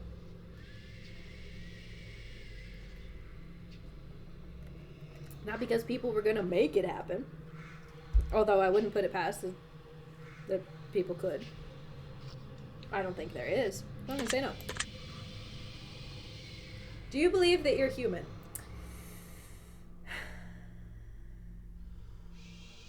Sometimes. No. Sometimes. Sometimes. A lot of times, no. I totally feel like an alien or a fairy changeling that just, like, got left here by accident. Do I believe that I'm human? Yes, I believe that I'm human. I don't always feel like I am. If you could turn invisible, but you could never be visible ever again once you decided to use your power for the first time, would you ever use it? Be the invisible non-binary person. Ah, what a story one would tell. I would forget what I look like. I forget what I look like if I don't look in the mirror like every couple of weeks. I mean, I look in the mirror pretty much every day, but if I didn't look in the mirror, I would forget what I looked like, so that would be interesting. Would I ever use... Honestly, yes, that would be quite the story. It would be interesting. It would be interesting. It would be a lot harder to misgender me. Yeah, I would use it. If you knew someone was about to rob a convenience store, but you knew that they were doing it to feed their family, would you stop them? So far off the gender spectrum, you cease to be corporeal. That is exactly where I strive to be. Yes. That is what I want. That is exactly what I want. If they were about to rob a convenience store, but knew they were doing it to feed their family, would you stop them? Hey, this, it said invisible, not incorporeal. It said invisible. You wouldn't be able to see me, but cuddles is still on the table. You would just forget what I look like. Yes, I would stop them, and then I would buy them food. If you were stranded on a remote island with a stranger, and you were both starving to death, but you found a secret stash of food that they didn't know about, would you share with them? Generally, yes. Because remote island. We would need to work together in order to survive, because while I have a lot of survival knowledge, I do not have a lot of survival skills. So therefore, I would need the assistance of another. Also, I am disabled both mentally and physically, so I would definitely need the help. Yes, I would share with them. Both for my own gain as well as my humanity. If you could turn into an eagle for 1 year, oh, that would be so cool. That is that's the gender I want. Just like, not in like a furry type of way. Just let's not be human for a little while. If you could turn, not that there's anything wrong with furries, I'm just not. If you could turn into an eagle for 1 year, but you wouldn't be able to turn back into a person until that 1 year had passed, would you do it? Do I get at least 10 minutes to 24 hours to explain to everyone, hey, I'll be back in a year, feed my cats? Yes, I would do that. If you had the opportunity to earn riches beyond your wildest dreams by fighting a grizzly bear to the death, using nothing but a machete and an army helmet, would you do it? No! Did you not hear the part where I said I am mentally and physically disabled? And have survival knowledge, but no survival skills. There is no amount of white belt jujitsu that is going to help me defeat a grizzly bear. No!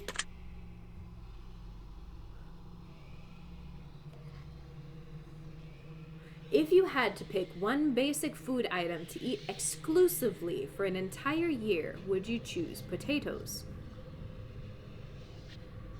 Potatoes have a very wide range of possibilities. Like, there's the general potato dishes, like mashed potatoes, baked potatoes, potatoes au gratin. Oh, potatoes au gratin sound really good. I would love them. Scalloped potatoes, fried potatoes, hash browns, French fries, curly fries, tater tots. Eat that exclusively. When you say exclusively, you mean with nothing else? Because, like, can't... shepherd's pie, ooh.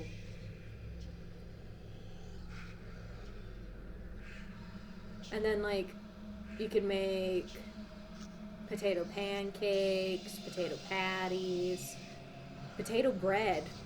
Potato bread exists. You can make potato bread. Pickled potatoes, which I've not had. I don't know if I would like that. I like vinegar. And I like potatoes.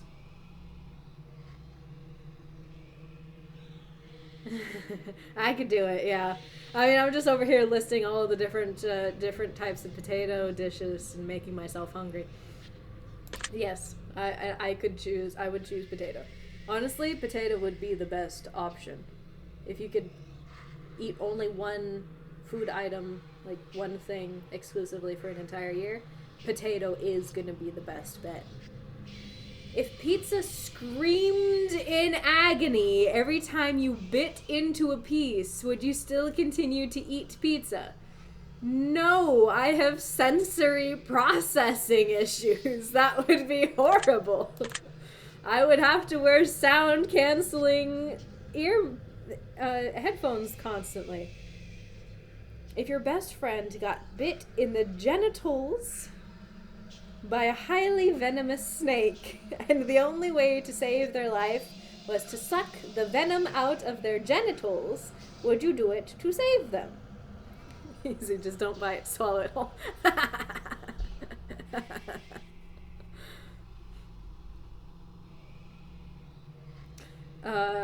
Yes. And there wouldn't be anything sexual about it. It would be weird. Yeah, it would be incredibly awkward, but yeah. Was that question difficult to answer? Not particularly. I mean, it was weird and kind of skicky. But no, I would do anything to help my friends, even if it meant going down on them. Do you feel mortal? Listen. Until the day that I die, you cannot prove that I am not immortal. Until I die, am I truly mortal? Do I have a limited time on this earth? Possibly. I had a rather late start in life. Didn't start up until the 1990s. That being said, until I actually die, anything that comes at me is technically just a story at this point. Nothing has managed to kill me yet, therefore I must be, until proven otherwise, immortal. I'm going to say no, I do not feel mortal. Do you enjoy loud music? I enjoy listening to my music loudly at certain times. Yes. I don't enjoy all loud music. It has to be certain type. But yes. I have sensory processing issues. Do you feel awkward when you dance in front of others? Nah, not really. A little bit. Not really. Death tried it once with me. It didn't. Yeah, exactly. Until we die, technically, we are immortal. We can't prove that we're mortal until we die.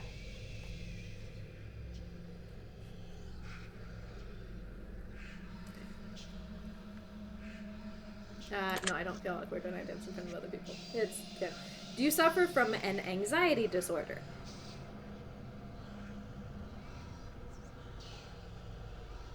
Not a regular one. I have a psychosomatic... Hey, joints feel... Listen. Listen. You missed the whole part where I was very pointedly stating out the fact that I am both mentally and physically disabled. So, like, yeah, had to be nerfed or you'd be too powerful, honestly, yeah. I don't suffer from an anxiety disorder. I do suffer from two different psychosomatic illnesses, ailments rather, not illnesses, two psychosomatic ailments that continue to plague me. Not an anxiety disorder, technically, no. Do you ever feel depressed? Yes, that one I do have.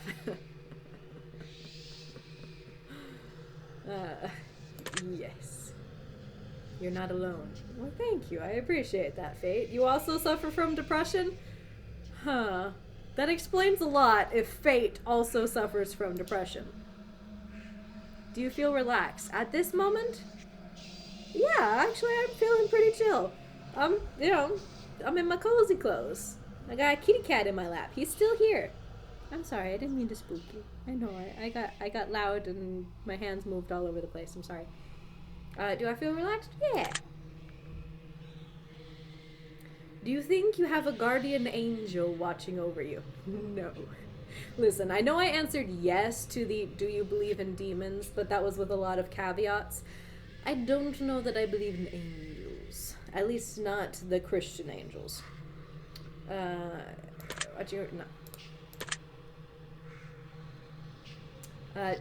Do you ever hear your name being called when no one could have called it? No, not since I changed my name. I used to hear it a lot. I used to think that it was somebody actually calling my name, and it's like, okay, I had to get up and go do a thing. No, I don't. I'm going to take special note of that one. Why? Because I answered so quickly. Do you always look both ways before crossing the road? Yes, because I am a paranoid bastard. Yes. Do you wash your hands every day? You make it seem like people only wash their hands once a day. Is there... Hold on. Are there people who only wash their hands once a day? Right? That's, in regular first world. Yes. Anybody who would be watching this or playing this game. Are there people who would answer no to this question? Oh no. Oh no, Rosha. Well, I mean, if they hit you, you can sue them at least, right? Yes, I wash my hands every day. Oh god.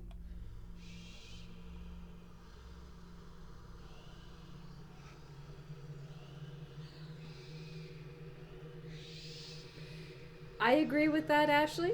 I do agree with that. A terrifying spherical formation of concentric wheels of eyes seems more plausible than a nice, conventionally pretty lady in a dress that happens to have wings. Oh no, Rorschach.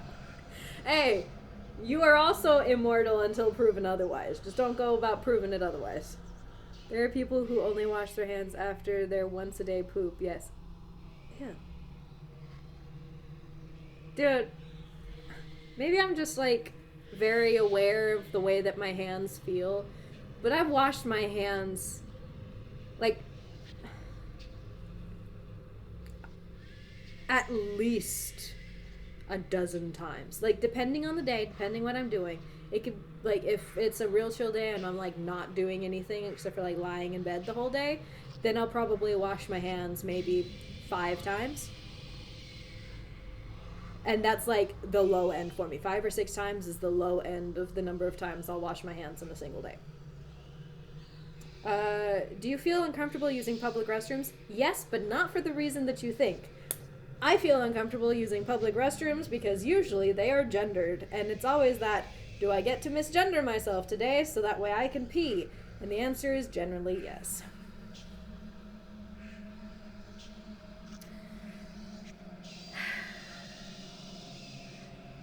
Well, when you point it out like that, Ash, yeah, I guess that makes sense. People are nasty. People are nasty.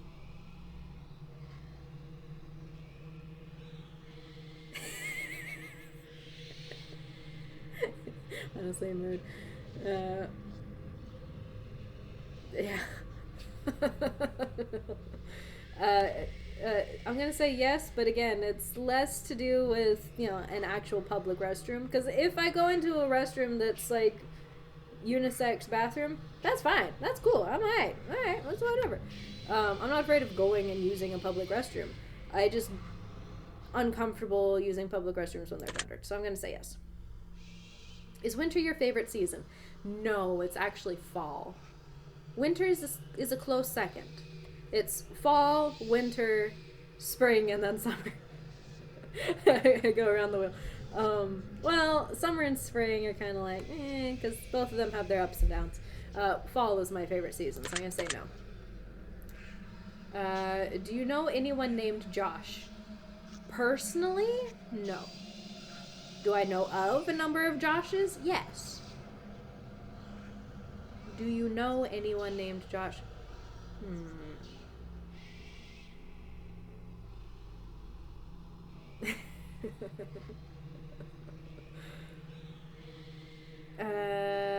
Do I know anyone named Josh?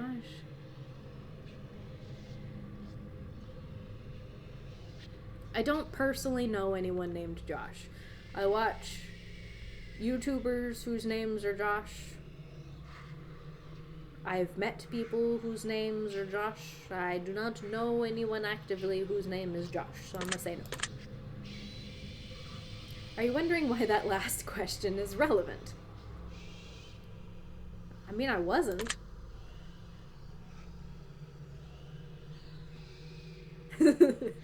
Really trying to rack my brain, figure out someone we mutually know named Josh. Yeah, I'm like going through all of the acquaintances, past coworkers, current coworkers, and I'm like, no, I don't think I know anyone named Josh, or even Joshua. No, I wasn't really wondering why that was. Are you allergic to any animals? I have no known allergies, other than a slight allergy to dust and mold. Slight. No.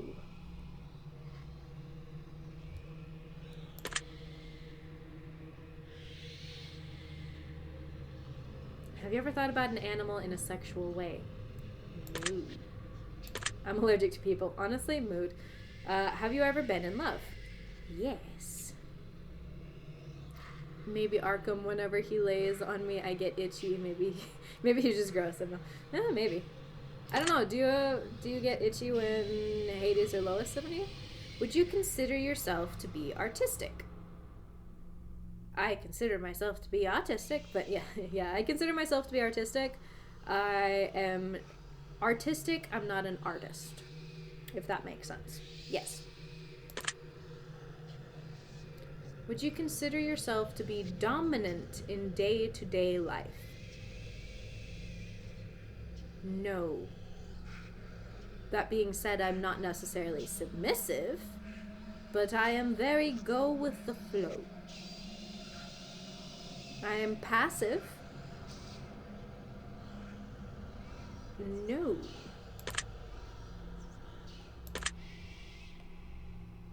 Do you feel that you've got too much time on your hands? The opposite. I feel like I don't have much time at all, and it keeps slipping away from me. Like, where does the week go until the week is over and I realize that it's back to work again? The weekend is gone. Constantly more things that I want to be doing. I never have the time for it because I need to both take care of my mental and physical health while also trying to maintain my financial stability and also trying to further advance my future and everything that I am working towards, and even things that I don't know that I'm working towards, as well as a number of hobbies that I am also attempting to be further along as well.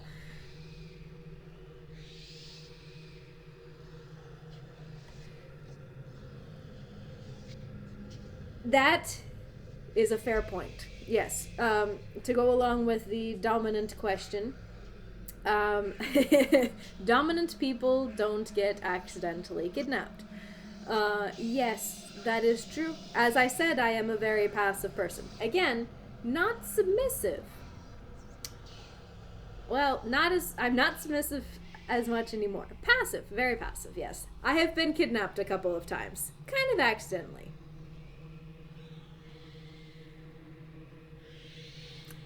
It is what it is. Do you feel like you've got too much time on your hands? No, quite the opposite. I don't have enough time on my hands. Can you be easily intimidated by others?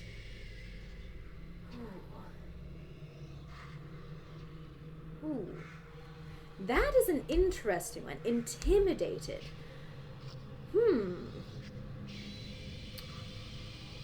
I can be put off by a number of people. Like, intimidated by others. Easily intimidated. Ooh.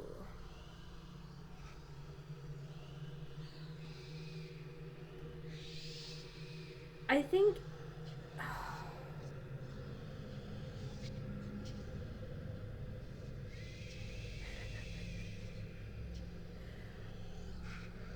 I thought that you were incredibly cool. I was a bit intimidated by you, but yeah, you're right. Yeah, I was a bit intimidated by you because you seemed really, really cool, and like the aesthetic that you had, and I was like, this is like the kind of person that I would love to be around, but I'm also terrified to be around because you just seemed so cool. I mean, you seemed really cool. I still find you to be a lovely human being, and I love your aesthetic, and I still find you cool. I also find that you're a complete nerd and a dork, and I love all of these aspects of you, and you in general. So, I just learned more about you. I saw only I saw only your rising sign before. Can you be easily intimidated by others? Yes. Are you easily excitable? Yes. Do you enjoy solving complex problems? I do. Well, I enjoy solving problems. It depends how complex, because sometimes I can get frustrated, but I'm going to say yes. Do you have a difficult time relaxing? Boy, howdy do you. Thank you.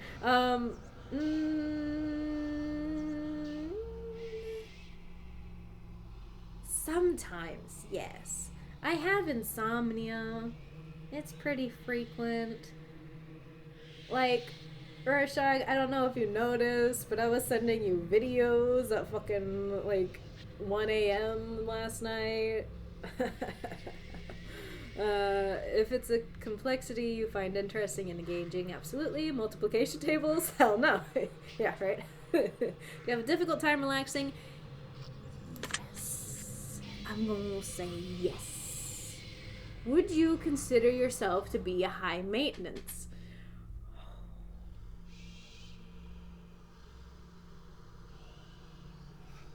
Yes, but again, I'm autistic. I'm going to say yes. Well, I feel like I'm moderate maintenance, but like that can go up and down. Sometimes I could be super low maintenance, like weak. It's like whatever. It is a yes or no, because like it. I feel like high maintenance is just another term for like what's your functioning level. But like what are your support needs? And I feel like sometimes I feel like I generally stay at moderate maintenance levels, and then I can fluctuate up and down. But I'm gonna say yes. Just give me attention once a month and I probably won't break down, or I'll break down anyway. You act as though I don't talk to you like at least every couple of days, and we hang out like pretty much every other weekend, and we play games every Thursday. Your masking state is to be you can revert to that easily. But yeah, you need support and accommodation. Yeah. I'm gonna say yes. Again, I feel like I'm generally moderate maintenance, moderate support needs, moderate attention is needed. But it can fluctuate up to the yes, so I'm gonna say yes. Do you trust easily? Listen, why are you giving me 2 autistic questions in a row? Yes, and also no. Yes, because I am autistic and I take people at face value, and I feel like people don't need to be not trustworthy, but I am also heavily aware of the fact that I am a very trusting person, so therefore tend to flop onto the other side of it and be very untrusting of people. Like, I don't trust you one lick until you can prove it, because I automatically want to. It's like, it's not even brain and heart, because it's just brain and brain. Brain is like, yes, we trust this person. And then brain is like, no, we do not trust this person. Because I'm autistic. But I'm also a paranoid bastard who's gone through some traumatic shit. Assume the best, but expect the worst. Yeah, well, it's like, hope for the best, plan for the worst. I try not to set too many expectations for people, because that's how you get disappointed. I don't even trust myself. Oh dear.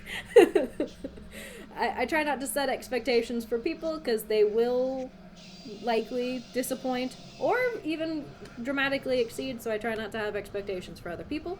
Hope for the best, plan for the worst. That way you're prepared regardless.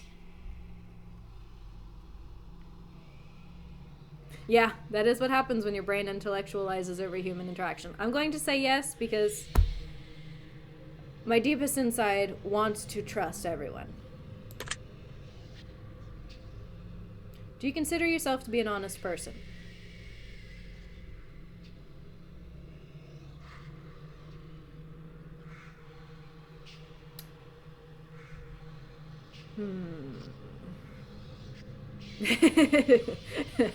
To my own detriment. Yes, although there are parts of me that try to go completely against that. I do have compulsive lie. Like, I compulsively lie in some instances.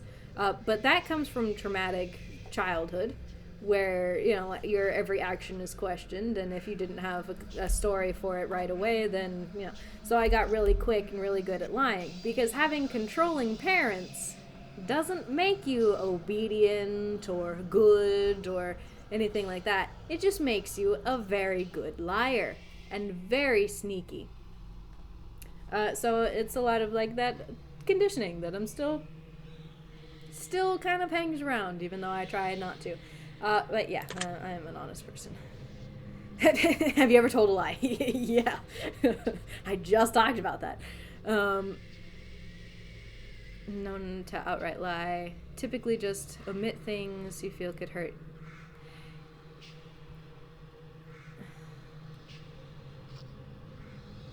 Yeah, omitting, and sometimes like I'm really good at stretching the truth. I try, like, especially with people that I'm close to, I try to be as honest as I possibly can, but every so often I do catch myself letting little fibs and things happen, and I'm like, so I try to make up for that.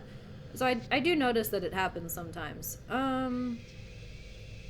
Sometimes it is an outright lie, but it's never like big things. It's only like little things here and there where it's like, let me just like smooth this thing over. I'm just going to stretch the truth a little bit, or I'm going to leave out a portion of this and thing like that. Lying of omission, yeah. Have you ever told a lie? Yes. Straight fucking up, huh? Have you ever lied to your best friend? I mean, I just said that. Ash, I have just told you that I have lied to you on reflex.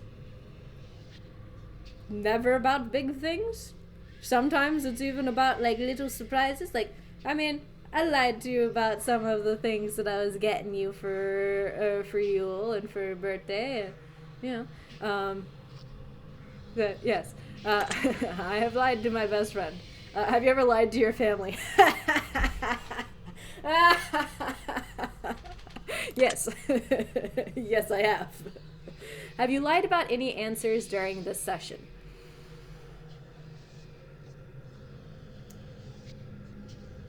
I don't think so. I've been trying to be honest during this. There might have been one that it was kind of not a sarcastic answer, but kind of like why not, whatever.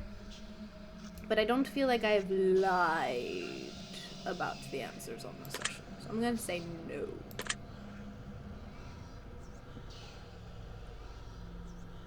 Are you wondering why all of these questions have to do with lying? I mean, if I say yes, are you going to tell me? Excuse me. Because no, I'm not actually wondering, no. This is all very useful information. Are you a people pleaser? I'm trying to not be, but I still always am. Do you enjoy being the center of attention? No. Generally, no. I know I'm like, again, I'm an ambivert, so I can be either very extroverted or very introverted, and I'm doing a lot of things that puts me in the spotlight, like streaming, doing TikTok, things like that. I am, yes, I am. Do I enjoy being the center of attention? I like...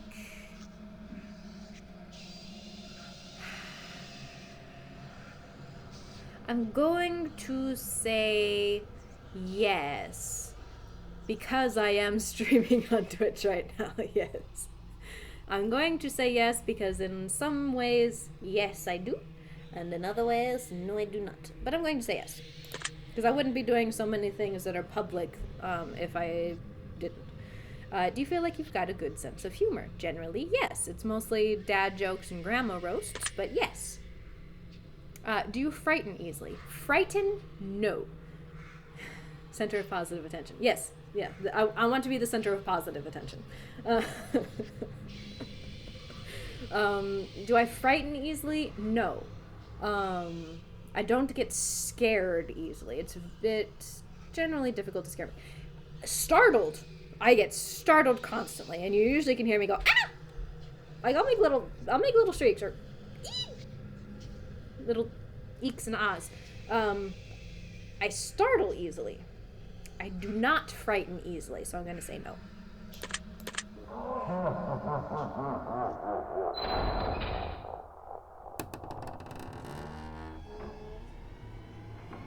Oh, that's really creepy because there's a door right behind me.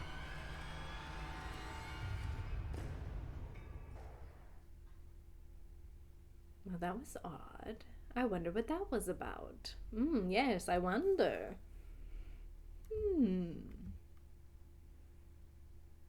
that's probably a pretty good place for us to stop the simple segment of our questionnaire and move on to the more gritty questions. Those were the easy questions.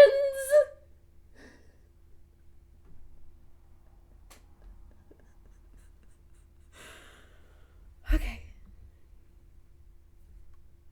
This next set of questions will be yes or no answers. Will not be. Oh! These ones will not be yes or no answers. The next portion of our session will be filled with various scenarios that put you smack dab in the middle of vital choice making. Okay, we're changing things up. We'll see how well you handle your options as you delve deep into each scenario. Remember, the key to all of this is to answer honestly. Let's get started.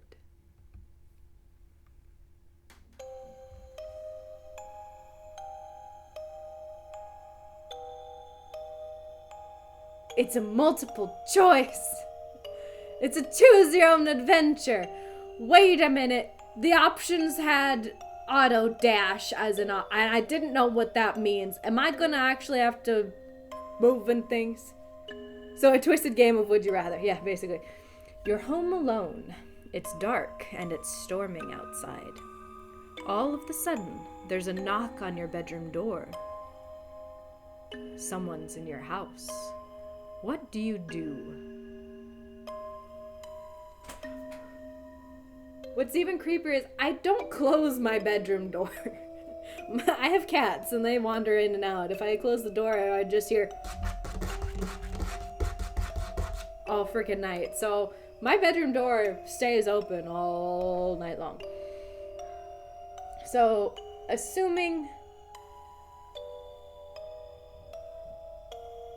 assume that I have the door closed. Okay. So the options are grab the closest item that can be used as a weapon. Okay. So assuming I don't have a weapon. No, hold on. Banishing rock. I have a weapon.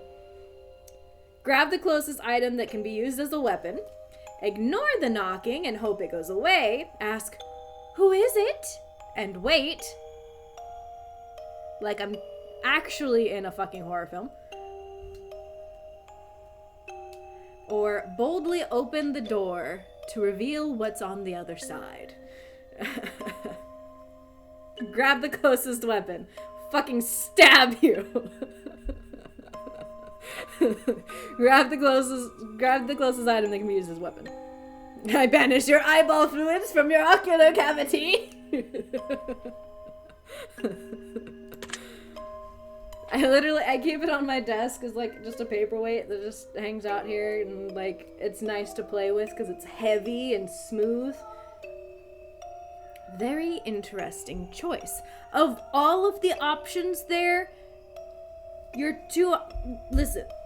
only two options that made any sense was grab a weapon or fly open the door. And the fly open the door didn't make a whole lot of sense, but it made some sense. Ignoring it or who is it were stupid choices. Anybody who chose those choices is stupid.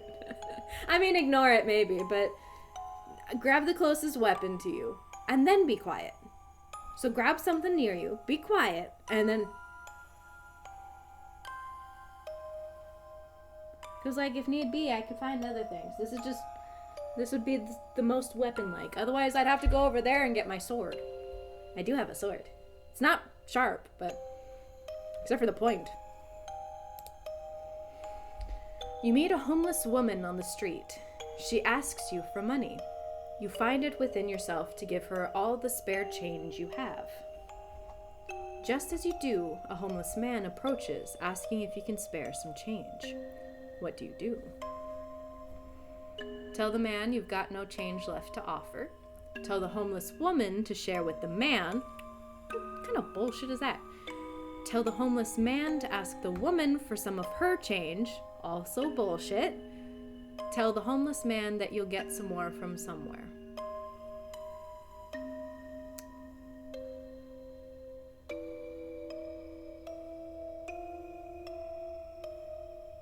A vanishing rock christened by the blood of your enemies sounds good.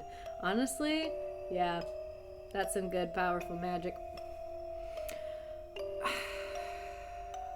I don't know, that's an awkward situation and I want to get out of there as fast as I can, so I'm gonna say I've got nothing left to offer, I'm sorry. Yeah. Really now? Yeah. Both your mother and your father fall incredibly ill to a life-threatening disease, and there's only enough medicine and facilities to save one of your parents, and time is of the essence. Listen, this is difficult only because technically it would be 3 people. Or it would be like, who is the, like, obviously I know who the mother would be. Who would be in the father position? Because there's technically 2 candidates, and neither of them are particularly great. Give medical treatment to my father so he lives. Give medical treatment to my mother so she lives. Split the medication between the 2, even though both may die. I'd save the medical treatment for myself, just in case I get sick.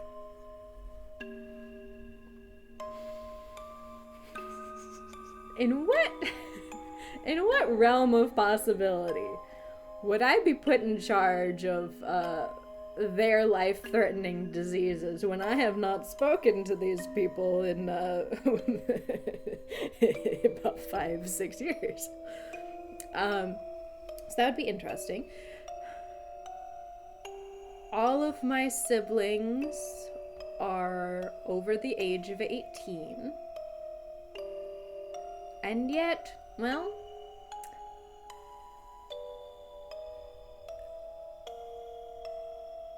again, technically there's 3 people. Who is your favorite parent, or are both of them dead to you, basically? Yeah, basically. I'm trying to rationalize this. Because, like, what would I honestly do? Because, like, I feel like it's the bullshit answer, but at the same time, I'm kind of like, saving the medical treatment for myself just in case I get sick, because shouldn't the parents' job be to put their children first? And since that had never been done for me before, why not I make the choice to put the child before the parents? That being said,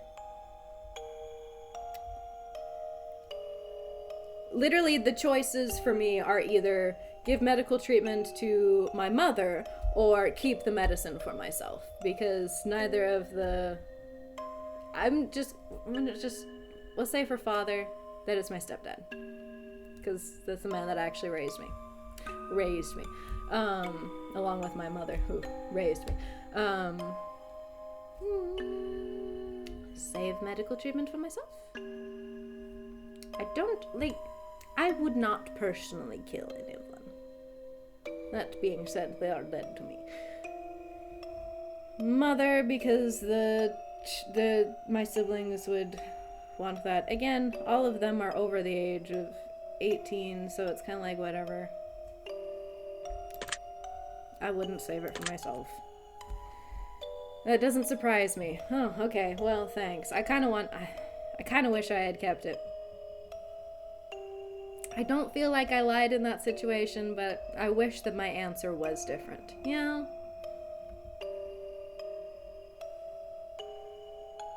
You find a case of money tucked away inside of a dumpster. Inside, there's 10 solid gold bars and a vial of mysterious liquid. Under the vial, there's a note that says, "The cure for cancer."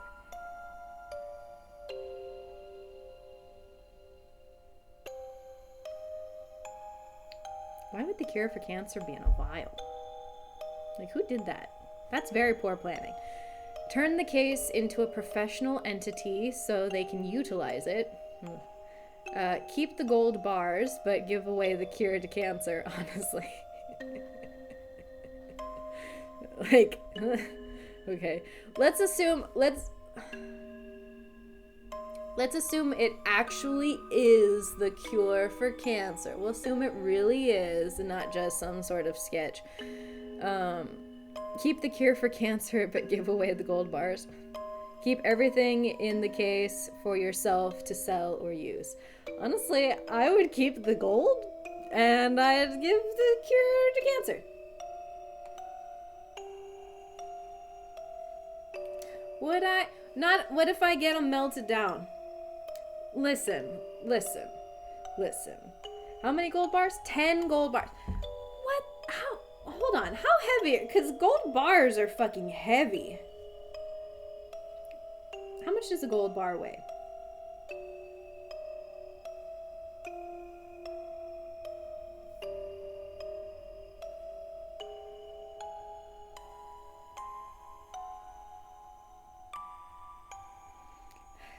I don't know what 12 kilograms feels like. 27 pounds. Holy fuck. Holy fuck. That is a lot of fucking gold.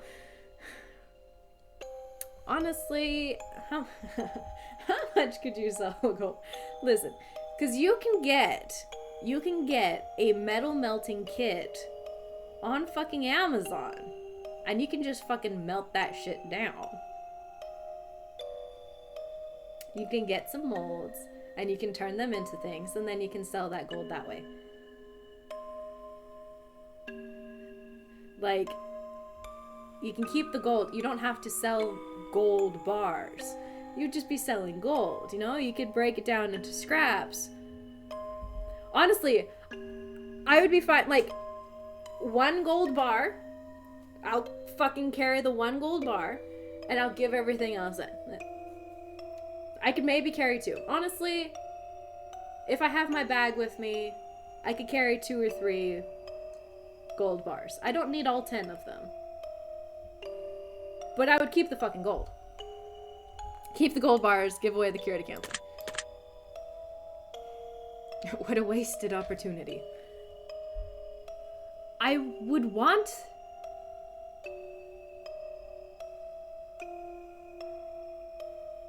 Turn in the 11 gold bars to the cops. I didn't even try carrying them both up at once because I was scared of throwing my back. Yeah. How the fuck would you get them out of the dumpster? Right? Holy fuck. They didn't think that one through. They could have said like $1 million or like $1 billion worth of diamonds. But yeah, no, I would keep the gold, and I would give the cure to cancer to hopefully somebody who isn't going to sell it to a pharmaceutical company, but is able to mass produce it and then make sure that it actually gets treatment opportunities for everyone in the world. So I would like vet who I'm giving it to, but I would give it to us. I would give that away. I would not sell the cure for cancer, especially if I wasn't able to physically test if it was the cure for cancer. Because I'm like, I'm not gonna, no false advertising. This is the note that it came with. Like, here you go. It even came with a gold bar, a single gold bar inside of this briefcase. So I'm sorry. I know I shouldn't judge. Why would you judge me for keeping the gold and giving away the, you're stuck alone inside of your house and you're starving to death. You've completely run out of food and no one is coming to save you for weeks. The only potential source of food around you is your family pets. What do you do? So he's not in my lap anymore. He did leave me a little while ago. Where is he? I mean, he's just like skin and bones anyway, but I wanted to tell him that I would not eat him if I was starving. I can't see Lois either. Neither of them are here right now, but if they were here right now, I would tell them I would not eat either of them if I was starving. Kill and eat my pets so I can survive. No. Continue to starve along with my pets. Attempt to cut meat from my pets, then treat their wounds. Holy fuck. Yeah, right? Why isn't releasing your pets out of the window one of the answers? Let my pets eat me so they can survive until help arrives. Honestly. Hi, Lois. I wanted to tell you that I would not eat you if we were starving to death. That being said, I'm not going to assume that you would not eat me if we were starving to death. You will have my permission to eat me, but only if I am on my way to being dead, or preferably if I'm already unconscious and or dead. I love you. If you starve, they'll probs eat you anyway. Yeah, that's why I'm like, let my pets eat me. Like, straight up. It's like, whatever. They're gonna do it anyway. Like, I love my cats dearly, and they're absolute goofballs and insane. They are carnivores, and they are predators. If they were starving, and I was dead or close to it, they would eat me. And I am okay with that. I am fully aware of that fact. The second and last answers are probably the same outcome. Well, yeah, right?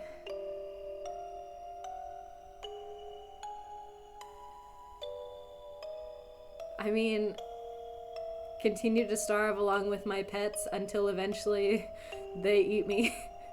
I'm not going to let them eat me. You know, like, I give them permission that when I am unconscious and or dead and there's likely no chance of me surviving, they're welcome to eat me. I'm gonna say continue to starve along with my pets, again, until they go to eat me. Why am I not surprised? I'm open to the fact that they're going to eat me if I die. If I die and there's nobody here to feed them, fresh meat. Your neighbor's home is on fire. A blazing... Listen, my neighbors are in the apartment right next to me. If my neighbor's home is on fire, it is the fucking apartment building that's on fire. Your neighbor's home is on fire. A blazing inferno among smoke. Blazing inferno among smoke emits from the windows. You hear screams for help coming from within, but you can't see past the flames. No one else is around in sight. What do? Fucking call for 911. There be a fire. I am at such and such address. Get over here. The fire station is fucking 1 mile that way. Get here. It's 1 mile over there. It's, you go out that way, and you can either go that way, and then that way, and it's over there, or you can go that way, and then that way, and then that way, and then it's over there.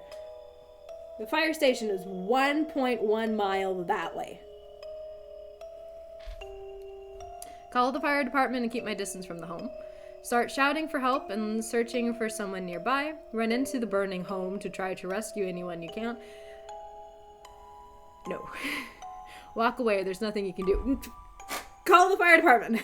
Fucking call the fire department. Keep my distance. Try and, like, shout, like, everybody, like, get back. I'm not running into a burning building. I'm gonna die. I'm gonna die. My clothes are for comfort, not for sturdiness. I will catch on fire and I will die. I also one of the psychosomatic conditions I have is heat exhaustion. I guess this one's not technically psychosomatic. I had heat stroke. Well, heat exhaustion. I had a mild case of heat stroke when I was 7 because I grew up in the desert, and ever since then I have been highly susceptible to high temperatures. Also, turns out that is an autistic thing as well. Call the fucking fire department. I like that. Oh, you finally approved of one of my outcomes. Okay. You're fast asleep in your bed when you're awoken by what sounds like a woman's muffled cries from somewhere in my room? Is it my phone going off? You quickly realize it's coming from under your bed. Oh. That one gave me the bejeebers. That's scary. What do? Immediately look under the bed. No. Hide under your covers and wait patiently. If I heard any sort of cries in your voice, I'd assume it was Hades. I know, honestly, like, and then like Lois, when she sees, sometimes she doesn't do it very often, but like you almost heard it. When she sees a stray outside the window, she shrieks. She goes straight, and it's fucking terrifying when you're not expecting it. Hide under your covers and wait patiently. Honestly, that's a mood. Verbally call out and ask who's in your room. Jump out of bed and run out of the room immediately.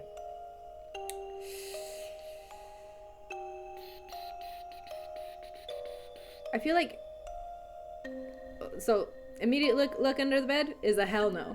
Hell the fucking no. Hide under the covers and wait patiently is absolutely what I would do if I could not make a decision. That is my default. Like, no, bed is safe space. You can't touch me here. Weighted blanket over my head. I don't exist. You don't exist. We're just going to not exist together until the sun rises. And that's going to be the end of it.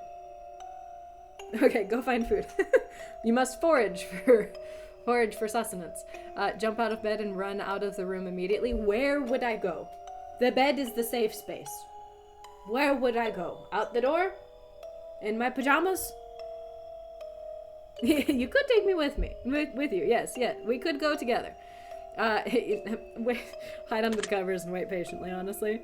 If I heard cries from woman's muffled cries from somewhere in my room and realize it's coming from under my bed, I am dreaming, I am hallucinating, or my cats are making really weird noises. Blanket overhead. I don't exist anymore. A lot different than my previous one, which was find something to arm thyself with.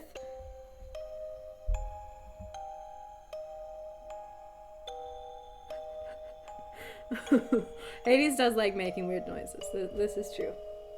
Yes, he does. Kitty intermission. We got Lois, who I gave permission to eat me if I die.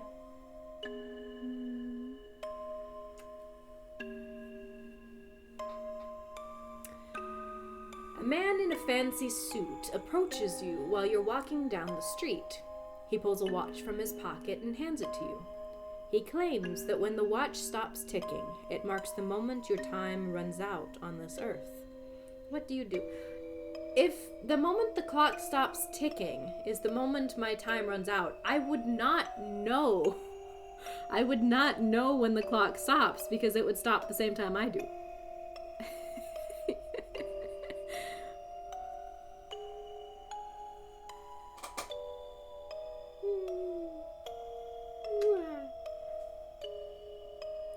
She doesn't actually like kisses. I feel bad about kissing her too often. Okay.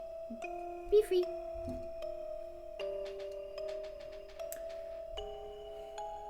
Okay, what do you do? Take the watch and thank him for the gift. Decline the offer for the watch and keep walking. Tell him that he needs professional help and to keep his distance. Tell him you already got 3 of them as a toy in your Happy Meal. Take the watch and thank him. Honestly, a pocket watch would be really cool, especially if it has magical powers. I take it. Again, logically, the clock would stop the moment that I do, so technically, I would not notice. Like, I wouldn't know. The clock would just stop working the same time that I did. The clock would stop ticking. My ticker would stop ticking. Would you now? Yes, because it would be a novelty item, and I know that I would never have to worry about the watch being broken.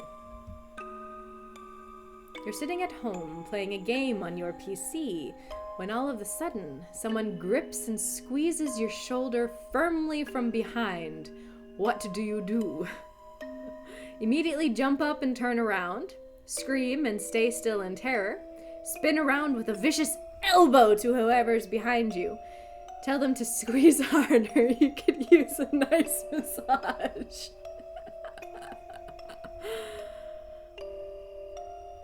Ooh, yummy. That sounds good.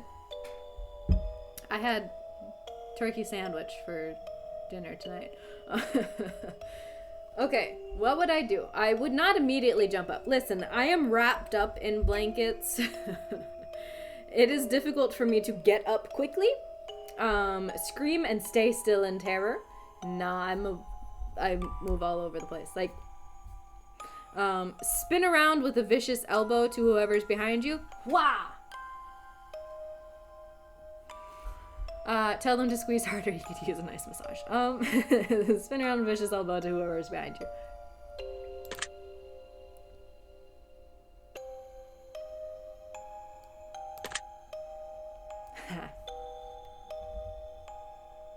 You're sitting in the bathtub trying to relax when a hand emerges from the water. I would nope the fuck out. What do? Jump out of the bath and run as fast as you can. Yes, nope the fuck out. Kick the hand and try to keep it away from you. I don't want to touch it. Give it a firm handshake. Maybe even a solid fist bump.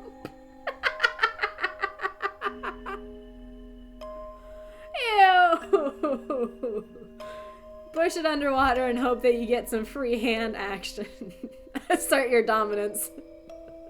Teach it a handshake. No, I would nope the fuck out. Clever. I'm watching you, Fate. I have my banishing rock. I'm not afraid to use it. It's pointy on both sides. You get out of bed and immediately fall down into a deep, dark hole. Are we talking about depression, or are we talking about a physical recess in my floor? A man is standing above you, looking down, telling you to put lotion on your skin while he watches. Ew.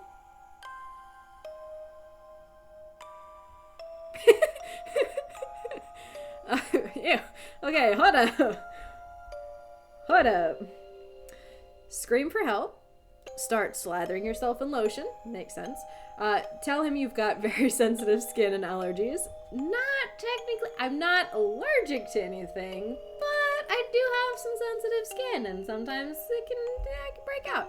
Ask if he'll come down and help apply the lotion. Ew. Sensitive skin. Sorry, I can't be doing that. It's a smart choice. I don't think it was, but it's what I would do. You're sitting at home, alone, and all of a sudden, your door slams shut. You see it before your very eyes, and you know that no one is home, and it couldn't have been a gust of wind. What do? Stay perfectly still and watch the door. Honestly, yeah.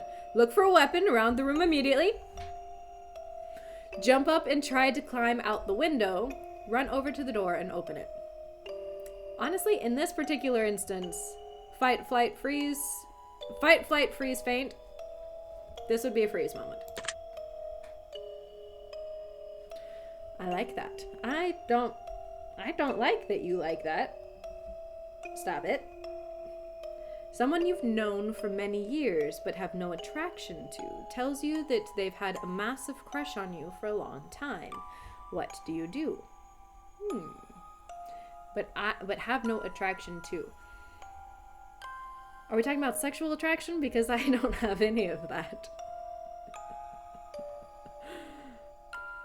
Yeah, because especially one of the answers is specifically about sex. Ask them out on a date. Who knows what might happen? Tell them you're flattered, but just not interested. Tell them that you feel dating might ruin your friendship.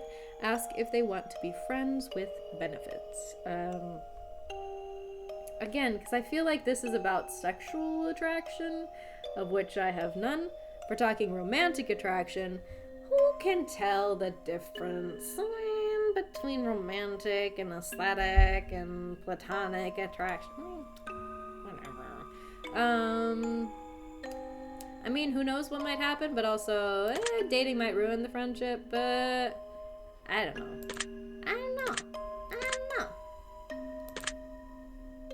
Yeah, classic queer dilemma. Straight up, like, I mean, straight up. Straight the fuck up.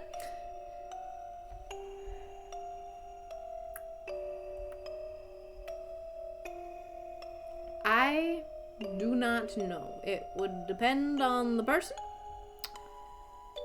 Dating might ruin the friendship. So you're one of those types. Fuck you, fate.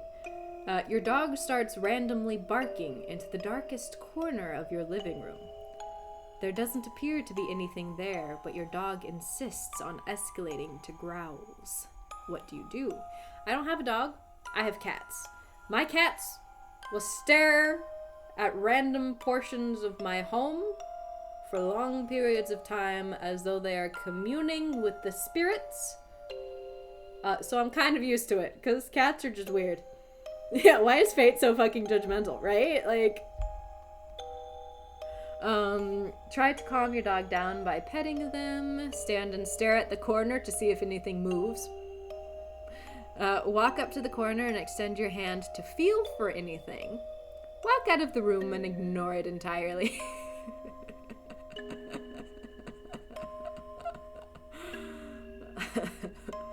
I mean, I imagine I would try to calm the dog down.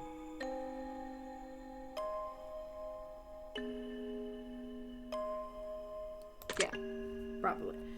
I'm taking note of that. I don't have a dog, so... You see a massive spider in your room, the size of your hand. What do? Listen. I have mild arachnophobia, mostly because scorpions are arachnids. And I generally don't like creepy, crawly things. That being said, I am attempting to coexist with spiders that exist. I capture spiders and release them, being all kind of like icky, because they're icky to me, not scary. They're icky, not scary. That being said, they can exist. One the size of my hand. I would need a pot to capture that. I would need a full soup pot to capture a spider this big without risking it touching me.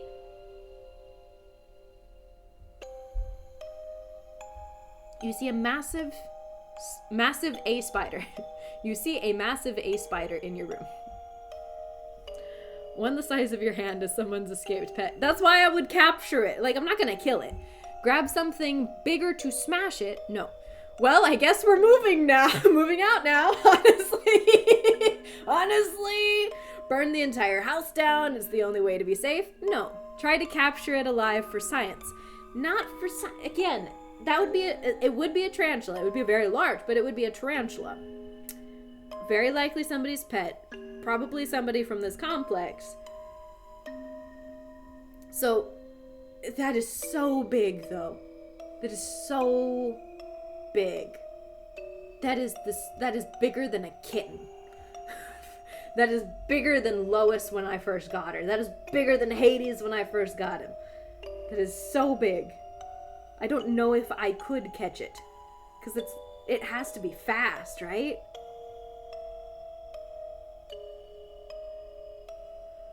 Yes, a pet that your neighbor keeps letting loose really puts a damper on it. Yeah. I guess we're moving out now. Yeah, honestly, I would try to capture it alive, but not for science. I would try to I guess we're moving out now. Like, you get the place. I'm not gonna hurt you. You don't hurt me. We're just gonna go. He thought that was funny. They? Fate. Fate is a concept. Fate, I don't know. Your closest family member tells you that they're a serial killer. What do?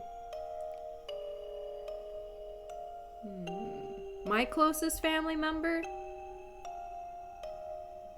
I could see it.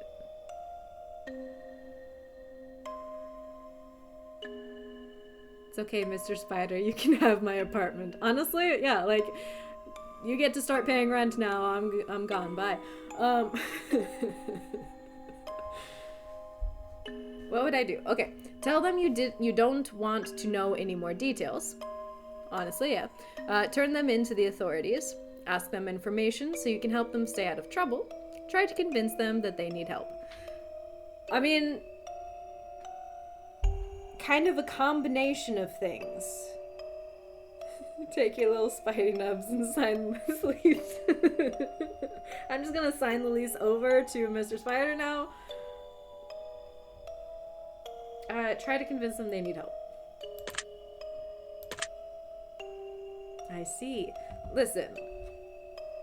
My closest family members are my 2 nieces and my brother. If any of them were a serial killer, well, listen, I'm not gonna say anything on camera. I'm being recorded right now. I would insist that they would need to get help. That being said, they might need some help. Because they would have good reason for it. Let's be perfectly honest. If you found out that you only had 1 day left to live, what do you do? Shouldn't it be what would I do? Tell everyone that I loved them and to be happy, not sad. Do something insane and crazy. Anything goes. Honestly, yes. Skydiving when I know that I'm going to die so it doesn't matter would be so cool. I still would not want to swim in the ocean. Like swim with sharks or any of that stuff. You've spent time on Tumblr. We all know you've seen the hide the body posts. I've helped write a few of those. I spent a good time on Tumblr. I grew up on CSI shit, so I also raised myself on Sherlock Holmes. Okay. Not tell anyone at all, just act as if nothing changed. No, I would have to tell people. Spend my time on my own, away from others. No. Tell everyone that I loved them and to be happy, not sad. Yeah. I mean, I would do crazy, insane shit. Like, I have 24 hours to live. Let's go batshit. Yeah. I mean, I'm stuck between these two because I would do both. I would do both. I love all of you. Don't be sad. Let's go make some lasting memories. I've got 24 hours to kill. Something insane and crazy. Anything goes. Tell everyone that I love them. Fuck it. You can be sad. Be sad. Be sad. I mean, don't be sad right now because we're gonna go do something crazy. We're gonna do something crazy. All right then. If one of your pets started speaking to you and told you that they've got a dire warning that they were going to die if you didn't let them eat all the ice cream in the freezer, what would you do? There is no ice cream in the freezer. I've eaten it already. I haven't had ice cream in the freezer for at least a few days at this point. Go lay down. I'm obviously way too high for this. Give them all the ice cream they can handle. Don't give them ice cream. You're not gonna fall for that one. Assure them that you'll protect them and they won't die. I don't have any ice cream. If one of your pets started speaking to you and told you that they've got a dire warning that they were going to die if you didn't let them eat all the ice cream in the freezer, what would you do? Assure them that you'll protect them and they won't die. Yeah.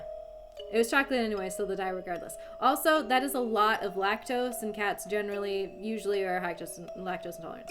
You should tell Hades that you know he can speak all along and how predictable it is that his first words would be manipulation for sweets. Honestly, yes. I would assure them that, don't give them ice cream. You're not going to fall for that one. Not going to fall for it. But yeah, no, I would assure them they're not going to die. Oh, lovely.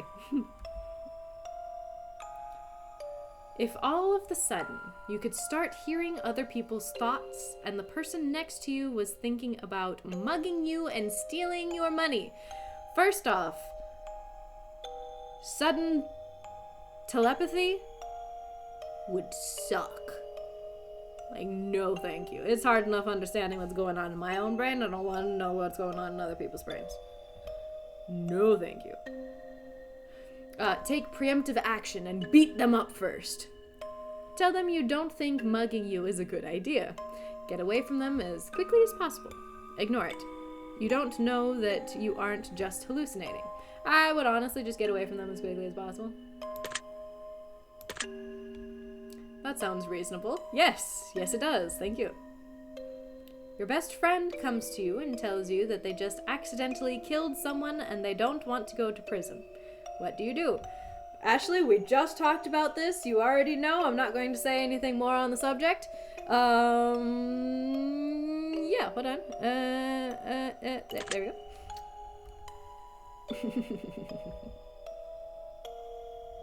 You're driving in your car and you accidentally run someone over. You're pretty sure that they're okay, but the fact that their head is clearly detached from their body suggests that it's probably just wishful thinking.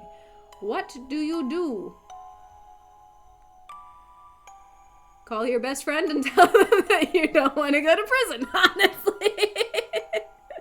Yeah, we don't make friends with narcs. Turn yourself into the authorities, drive away and hope nobody saw what you did. No. Try to hide the body yourself. No. That would be vehicular manslaughter.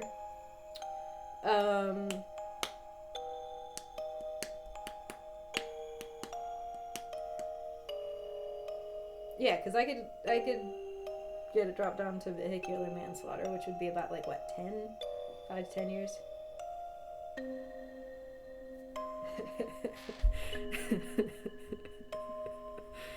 Listen, well, this was an accident. Like, if I'm going to, you know, if it's an accident and it's just a random person and it's like, I'm so sorry, I'll go to prison for it. If it's somebody who deserves it, fuck that shit. I'm going to burn your body and bury you in the desert. Turn myself into the authorities.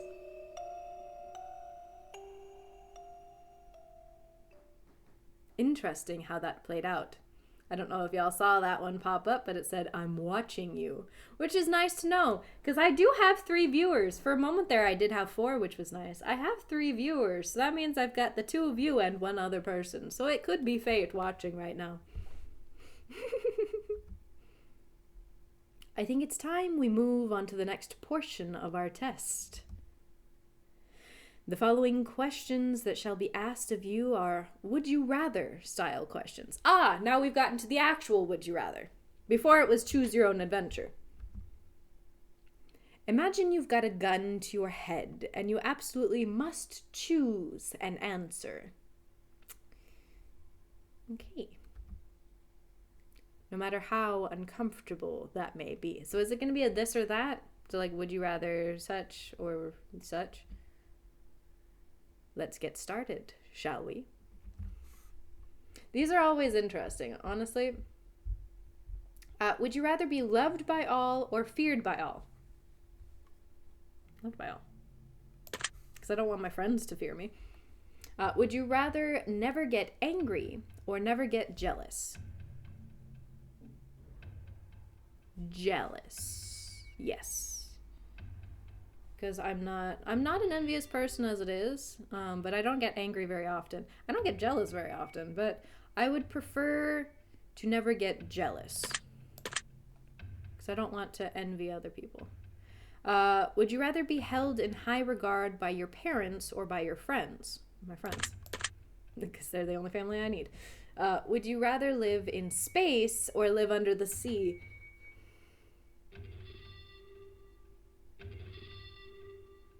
These are both, I don't like space. Space. I would do space. I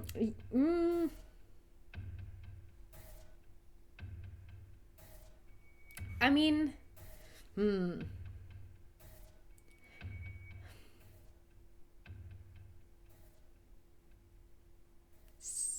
I don't like either of these.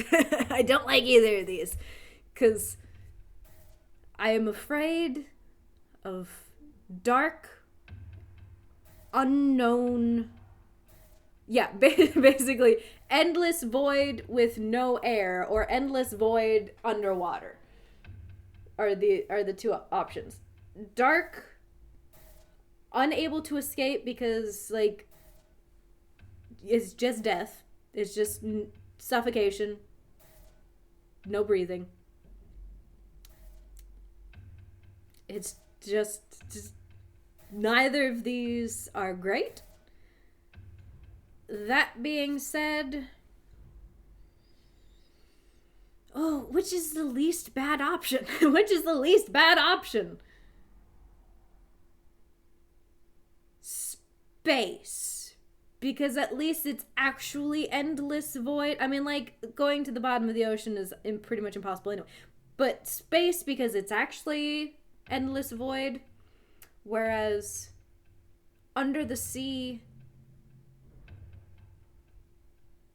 there could be things about. Space. It's a very small margin.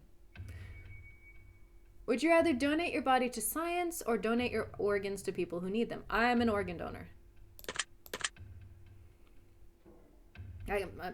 My license, I'm an organ donor.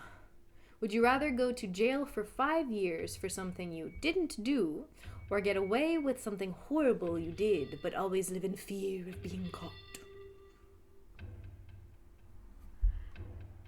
5 years. You age like twice as much in jail. In prison, rather. Live in fear of getting caught? Go to jail for 5 years for something I didn't do. Well, that's just sloppy everything. Like, that shouldn't be a thing that... I don't want that. Yeah, at least let me do the thing that I... Would you rather work at a horrible job that you hate, but retire comfortably in 10 years from now? Or would you rather have your dream job, but have to work until the day you die? The dream job, honestly. If I love my job, it doesn't fucking matter if I have to do it forever. Yeah. Because 10 years is a long time. That's a long time. I mean, forever is also a long time, but like 10 years in soul-crushing, mind-numbing nothingness. Ugh. I didn't survive 1 year. What if your dream job is not work? Yeah, like, right? Like, I would happily. Would you rather every shirt you'll ever wear be somewhat itchy, or only be able to use one-ply toilet paper? One-ply toilet paper. I can't do itchy shirts. Would you rather have skin that changes colors depending on your mood? That would be really cool. Or have tattoos appear on your body that depict what you did yesterday. That would be so cool. Wait, but like, what happens to my tattoos? Because like, I've got tattoos and I'm planning on getting more. What happens to the tattoos I already have? Or is it like I get a tattoo every day of what happened yesterday? In which case, that would be a lot of fucking tattoos. And I wouldn't have to pay for them. That would be amazing. I mean, I kind of already have skin that changes colors depending on my mood, but it really only has 3 colors. There's neutral, there's very pink, or there's you're getting too white. So, the tattoos, appearing tattoos. Oh my god, that would be so cool. There'd be so many I would have to do so much cool shit, though. Would you rather shit every time you orgasm, or orgasm every time you see a dog?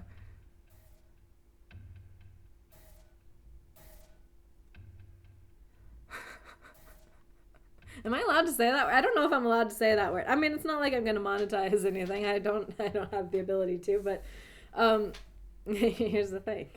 I'm autistic, and not only that, but I don't do the sexy things. And I have never... So I would never poop again, apparently. If your partner's... This is my version of asexuality. If your partner switched bodies with one of your parents, and the only way to get them to switch back was to have sex with one of them, would you rather have sex with your partner in your parent's body, or have sex with your parent in your partner's body? Again, I am asexual.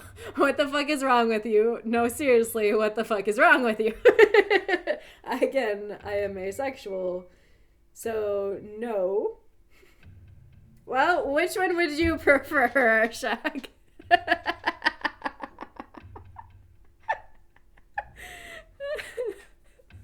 Hold on.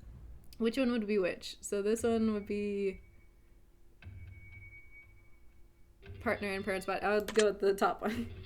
Just answer the question. No, yeah, there we go. That one had no bearing on your results. I was just curious. I think we've answered enough of these types of questions, as I'm sure you'd agree. Yes, that last one was odd. You're going to end the test. We are going to end the test with a short series of final questions, giving simple answers. Oh, we're back to the starter questions again. We'll get started now. Out of the following options, which number do you like the most? 3. Out of the following options, which color makes you feel the most relaxed? Makes me feel the most relaxed? Green or blue? I mean, like, when we're talking about relaxed, I like the color black a lot. I'm wearing a black shirt right now. Blue or green?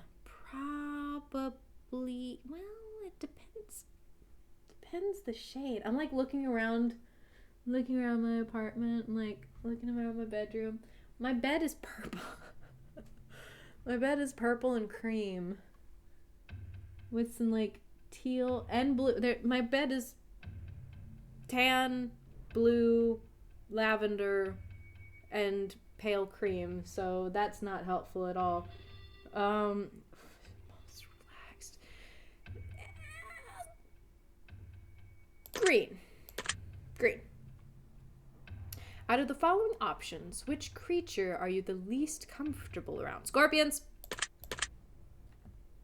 Once stung, twice shy. Out of the following options, which flavor is your favorite? Chocolate, vanilla, peanut butter, mint. Chocolate or mint? Chocolate or mint? Chocolate, mint. Chocolate. Mint and chocolate together is my favorite, but if I had to choose one or the other, chocolate. No, it's close. It's close between the two. I really like mint as well. Out of the following options, which do you personally value the most? Family, friends, money, freedom. I value my friends and the family that I have built very much. Mostly, I value the freedom, which my friends also grant me. My friends and the family that I have built do grant me that. So I value most my freedom, because I am able to make my own family and have my friends and all of that. So, freedom. Out of the following, which options could you most live without?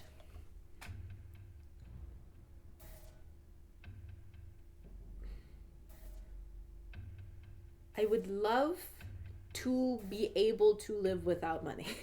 I would love to not give a fuck about money. That being said, I do need money to live, especially to continue to have that freedom. Which could you most live without? Money or family? I mean, because like I've got 5 people that I actually care about, and I only grew up with one of them, and only sort of.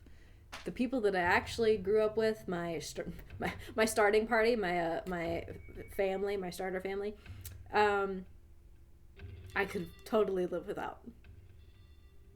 So in that regards, because I'm going to count the friends group as the family that I have created. So it's going to be my best friends and my good friends and my 5 family members that I have found and collected and hold near and dear. That is going to be the friends section, not the family, because I'm blood related to one of the 5.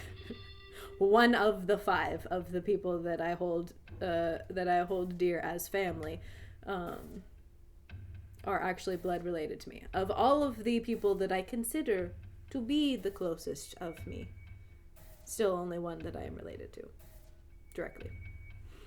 So I'm going to say family is the one that I could most live without.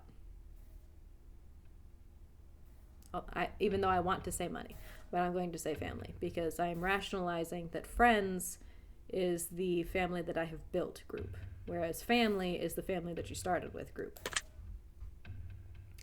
Out of the following options, which statement is the most accurate? I am brave. I am caring. I am smart. I am attractive. I am generally pretty caring.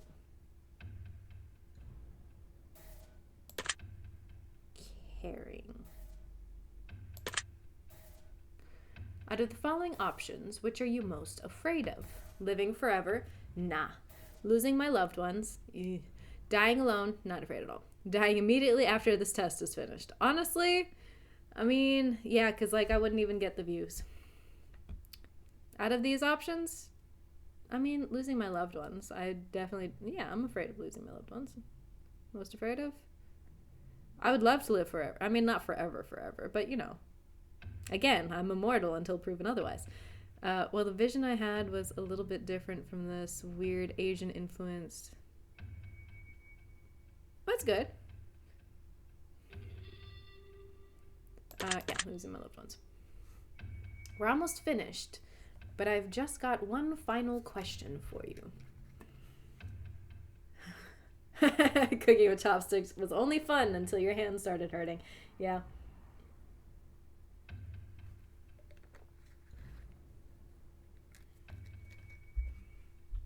All right. One final question.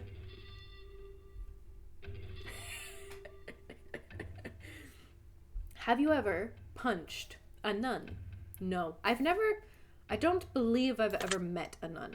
I mean, I've answered a call from a nunnery, which was interesting, at my job, but I've never actually met a proper nun.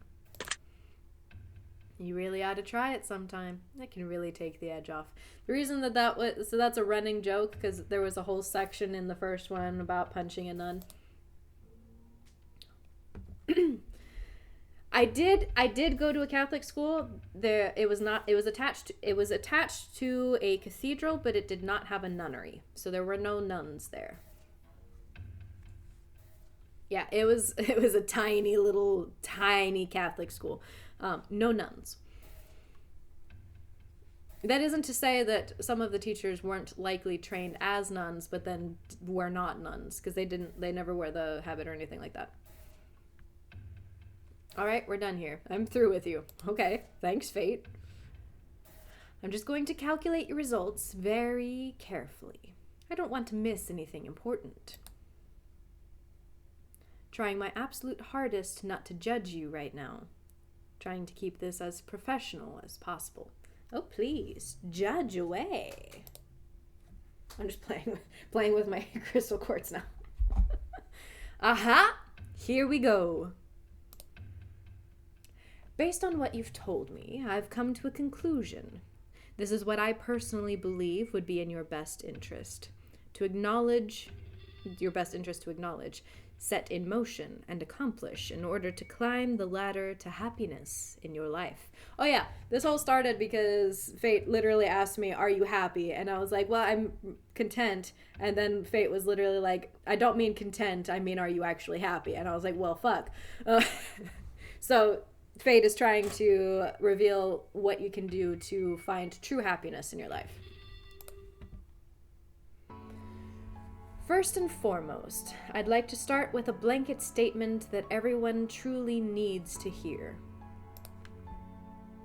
Something that is taken for granted far more than anything else in life.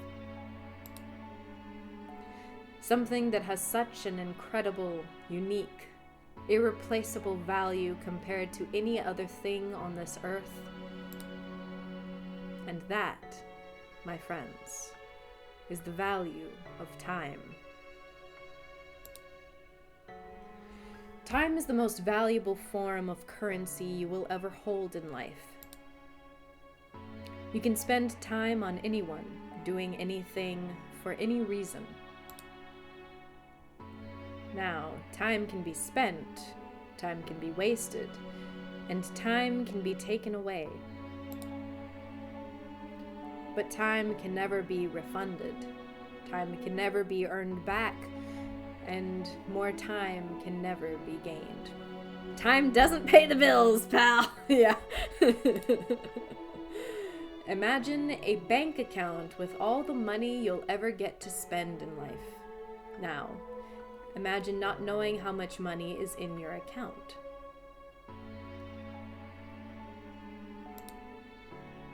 Imagine going to the store one day to purchase something you really need, and the cashier tells you, "I'm sorry, but you cannot afford that." I mean, listen, I live at or below the poverty level, or have done for a good. I'm at or above right now.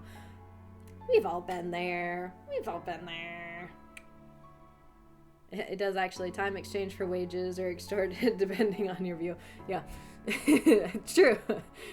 Time can pay the bills when it's properly extorted. As a matter of fact, you can never afford anything ever again. Still, we've all been there. Anyone who's been at the poverty level, we've been there. We've been new. We only have so much time, and we have no idea just how much or how little we truly have before our bank account runs dry. In the fact that we get to decide and choose what we spend our time on, do we? Do we? Again, at the poverty level. I don't get to choose how I spend my time. My time is spent working to the bone trying to survive. Do I get to decide how I spend my time? I'm trying to adjust things a bit, so I've got a bit more time that I can choose what to do. And the fact that we get to decide and choose what we spend our time on just shows you how truly special it is when someone spends their time on you. True. So now that we understand the incredible value of time, I'd like to make a suggestion for you personally on how I think you'd be best spending your time in order to achieve what you need most at this current stage in your life.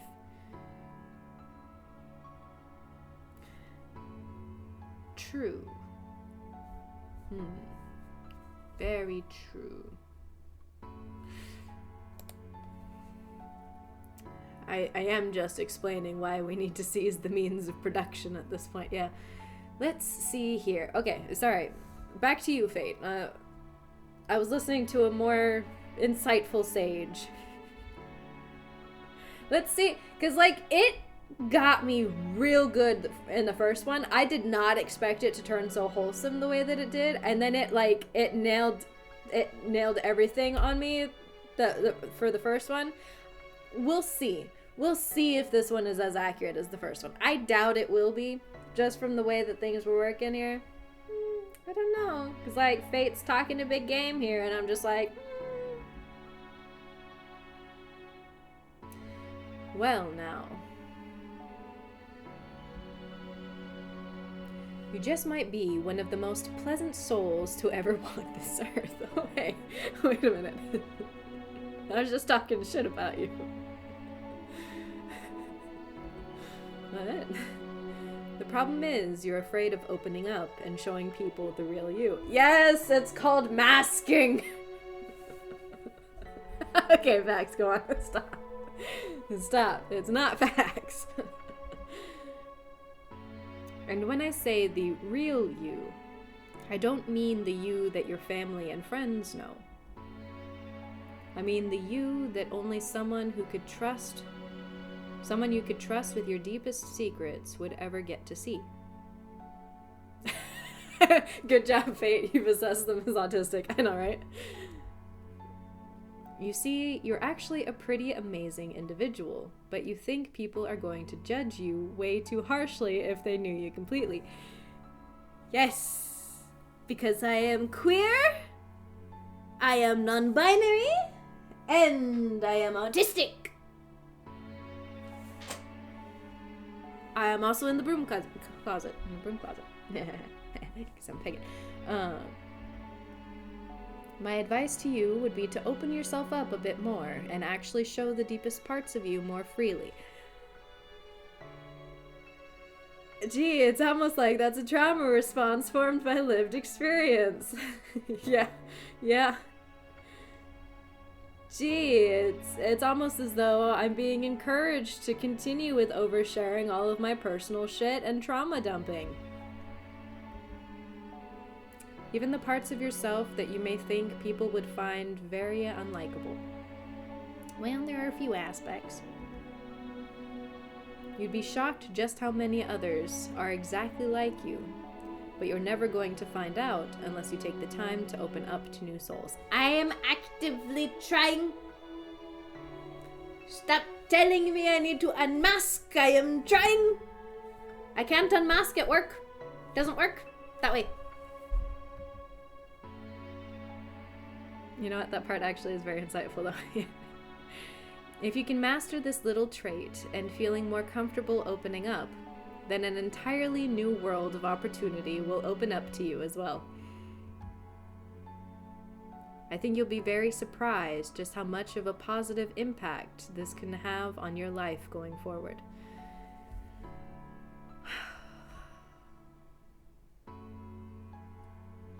Gotta let your freak flag fly if you want any of your freaky kin to find you. Yeah. I hope this information helps you achieve your goals. I mean, yeah. 'Cause, like, that's all I want. I want to know myself, be myself, and express myself to the truest version of me. It is difficult for a lot of reasons, but definitely the fact that I am afraid that people won't accept me or that people will judge me. I'm generally a pretty confident person in myself. Like, I've learned self-esteem. I've had to build it myself. I've learned self-confidence. I've had to ingrain it myself, like carve it into my every facet. Because a lot of it had been carved out of me as I had grown, so I'd never really learned how to be confident until I taught myself how to. As with many things, I taught myself how to. Your secret word is reveal. Remember this word. This will come in handy.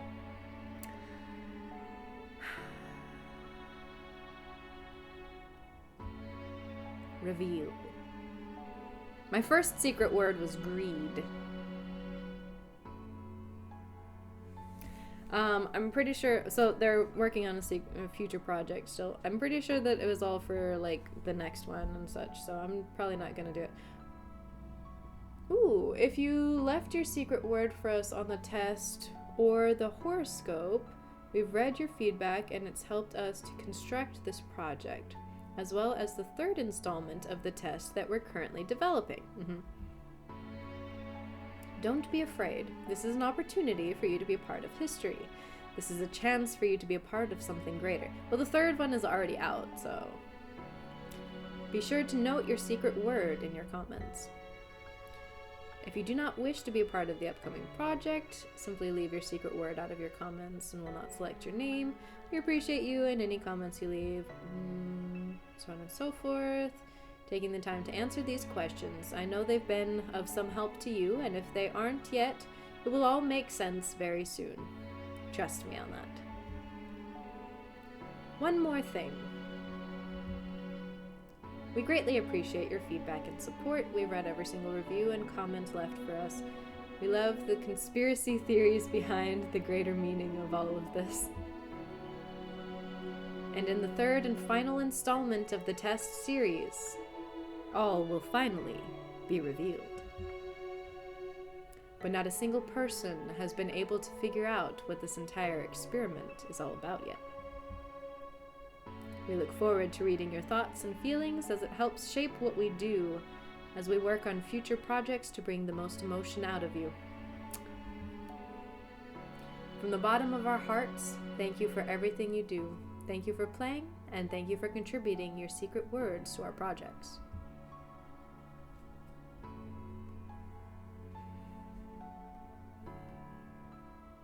Nice. That was a good one.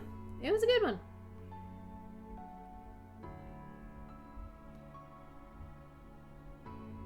The Test Psychological Simulator. Atmospheric horror. Okay, I might have to look at the horoscope. The Twins, The Summoning, Naked News. Yeah, that's the thing. Like, these are psychological horror, and it's like, we're going to be super spooky. We're going to put you on edge, but you must answer honestly. Take time and consider, or skip through them entirely. That kind of a thing. And then it's like, we're just gonna hit you with the feels bombs. Hence the psychological aspect of the horror. We've made a list of names of those who supported our projects along the way. Would you like to see them now? No, thank you.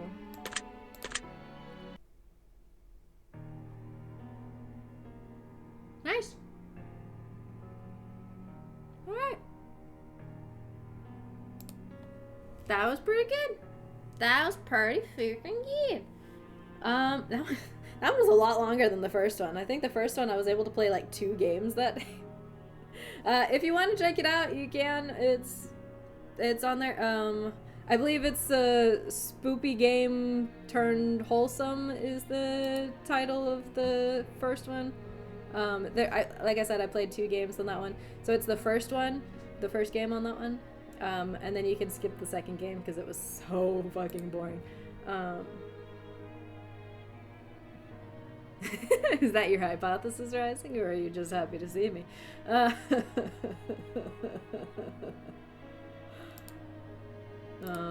me see.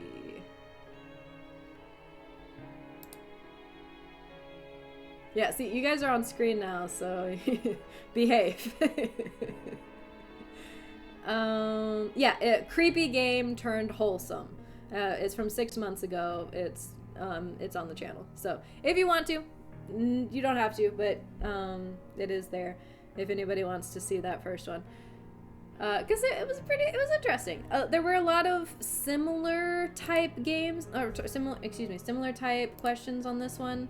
I know I pointed out some of them. Where I was like, I'm pretty sure that this was a question in the first one. Because again, I had just rewatched, not the whole thing, I just rewatched the ending of it. So I rewatched the last like 10, 15 minutes of of me playing that game. And I think I played it for like an hour, hour and a half, maybe 2. I don't know. It was 6 months ago. I don't remember. I know I just watched it, but like I skipped to just the end of that game that was in the middle of the video. So, but yeah. The first one was good. I really liked I remember liking the first one just from what I saw of it. Like, it surprised me at the end. I was not expecting it.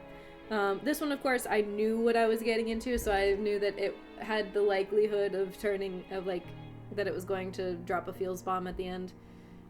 Which it did, and like, it was not inaccurate.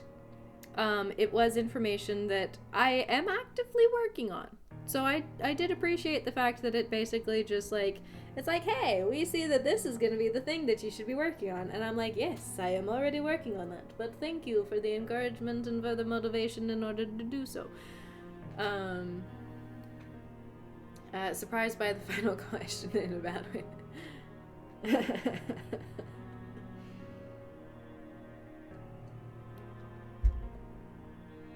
What was the final question? Oh, the final question was the punch. Did you ever punch a nun?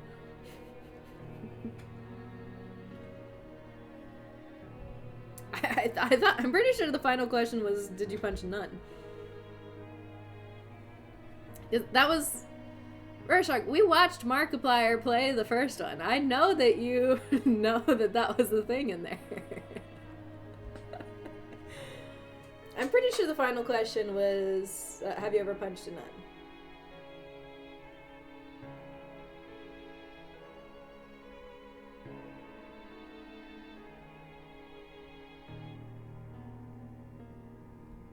Yeah, I think that was the last one. Do you have traumatic experiences with nuns, Roshag? Do you? Oh, yeah. Well, luckily, body swap technology does not exist. And we would never be put in a situation where anybody would have to decide any of that thing. So I kind of just selected whichever one made the most sense without having to think about it too much. I was just like, yeah. Either way, that was a weird-ass question. I understand what you meant. It wasn't the last question, but it was a question. It was a question. I don't know why it was a question, but it was a question.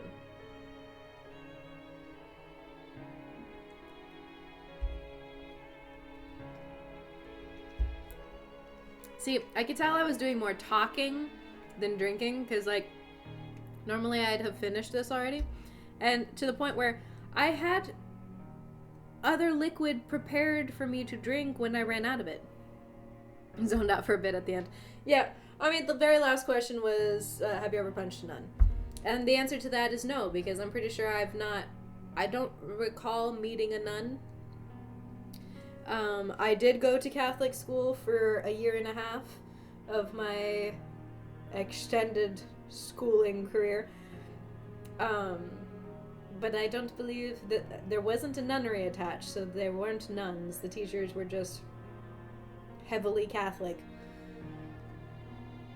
which was all kinds of weird. And I was in choir. It was a weird experience. I'm not Catholic. I never was Catholic. I was baptized in a Greek Orthodox church. So after the fact, so I wasn't Catholic at the time that I was going to a Catholic school. Technically, I was baptized as Catholic. Is there an unbaptism ceremony? That'd be cool. I'll have to look into that. Can you get unbaptized?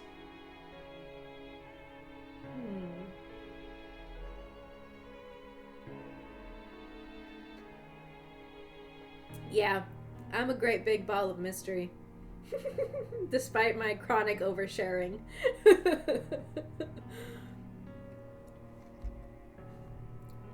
I know, ever so often you hear a new story from me.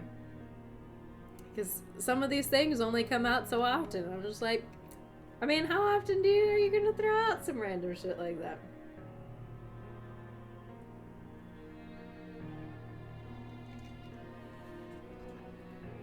Ah, I have finally finished my delicious Berry Boost Bolthouse Farms juice.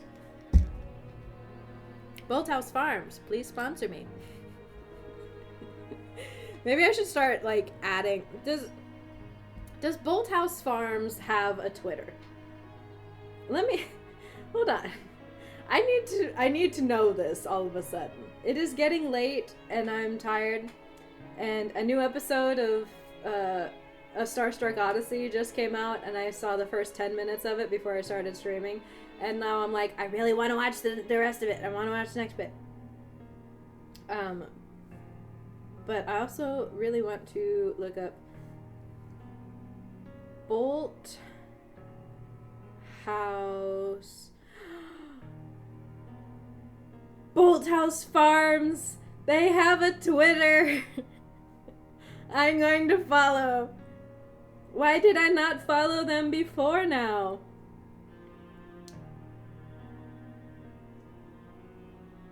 I mean, listen, I have an audience of 3. There's the 2 of you, and I have 1 lurker. Which, hello lurker, if you can hear me. It's a pleasure having you here, even though you're not joining us in the chat. No pressure, you're all good. Get yourself to sleep in a timely manner. Don't tell me what to do. Tomorrow's the last day of my work week.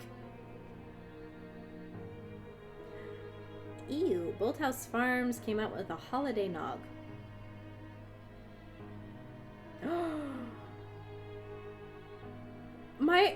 That's not fair. HEB didn't have this.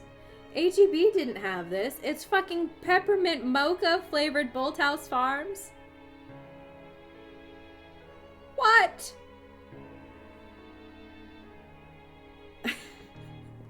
What? Fucking peppermint. What? Come on. Come on. Focus.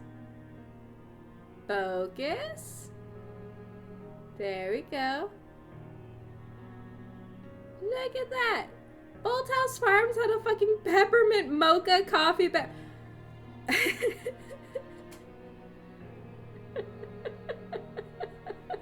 When did Bolt House Farms become fucking Starbucks? Bolt's energy. They have such weird tweets, like weird tweets. They have such weird tweets. Things like, oh, probably shouldn't be roasting the company. I'm trying to get a sponsorship. It's not going to happen, but yeah. I'm not a fan of smoothies, and then a whole bunch of red flags. Hold on. There you go. There you go. But on October 13th. But other than that, they don't do a lot. Okay, well, I'm following Bolt House Farms now, so I guess I gotta start adding them.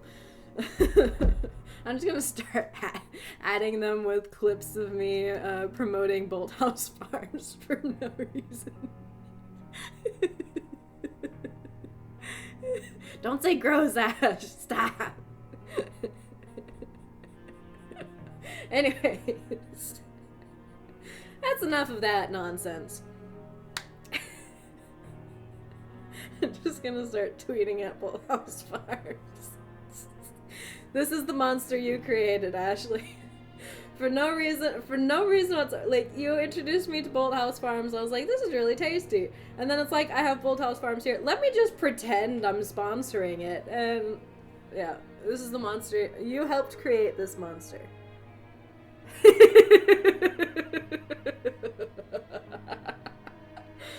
But yeah. Anyways, thank you both so much for watching. Oh, the lurker ran off. It's just the two of us. It's just the two of you now. The lurker ran off. I'm over here watching my view counter. Anyways, thank you both so much for watching. I definitely appreciate it. And for anybody who's watching this over on the YouTubes, or even if it's future me watching this, so that way I can remember what my secret word is when I go to... Hey! Made it just in time for the end. Hey, Eric. Yeah, just as we're doing the closing everything out. And it's way too late anyway. But no worries there. Hello, future me, if I am watching this in the future, which I probably will.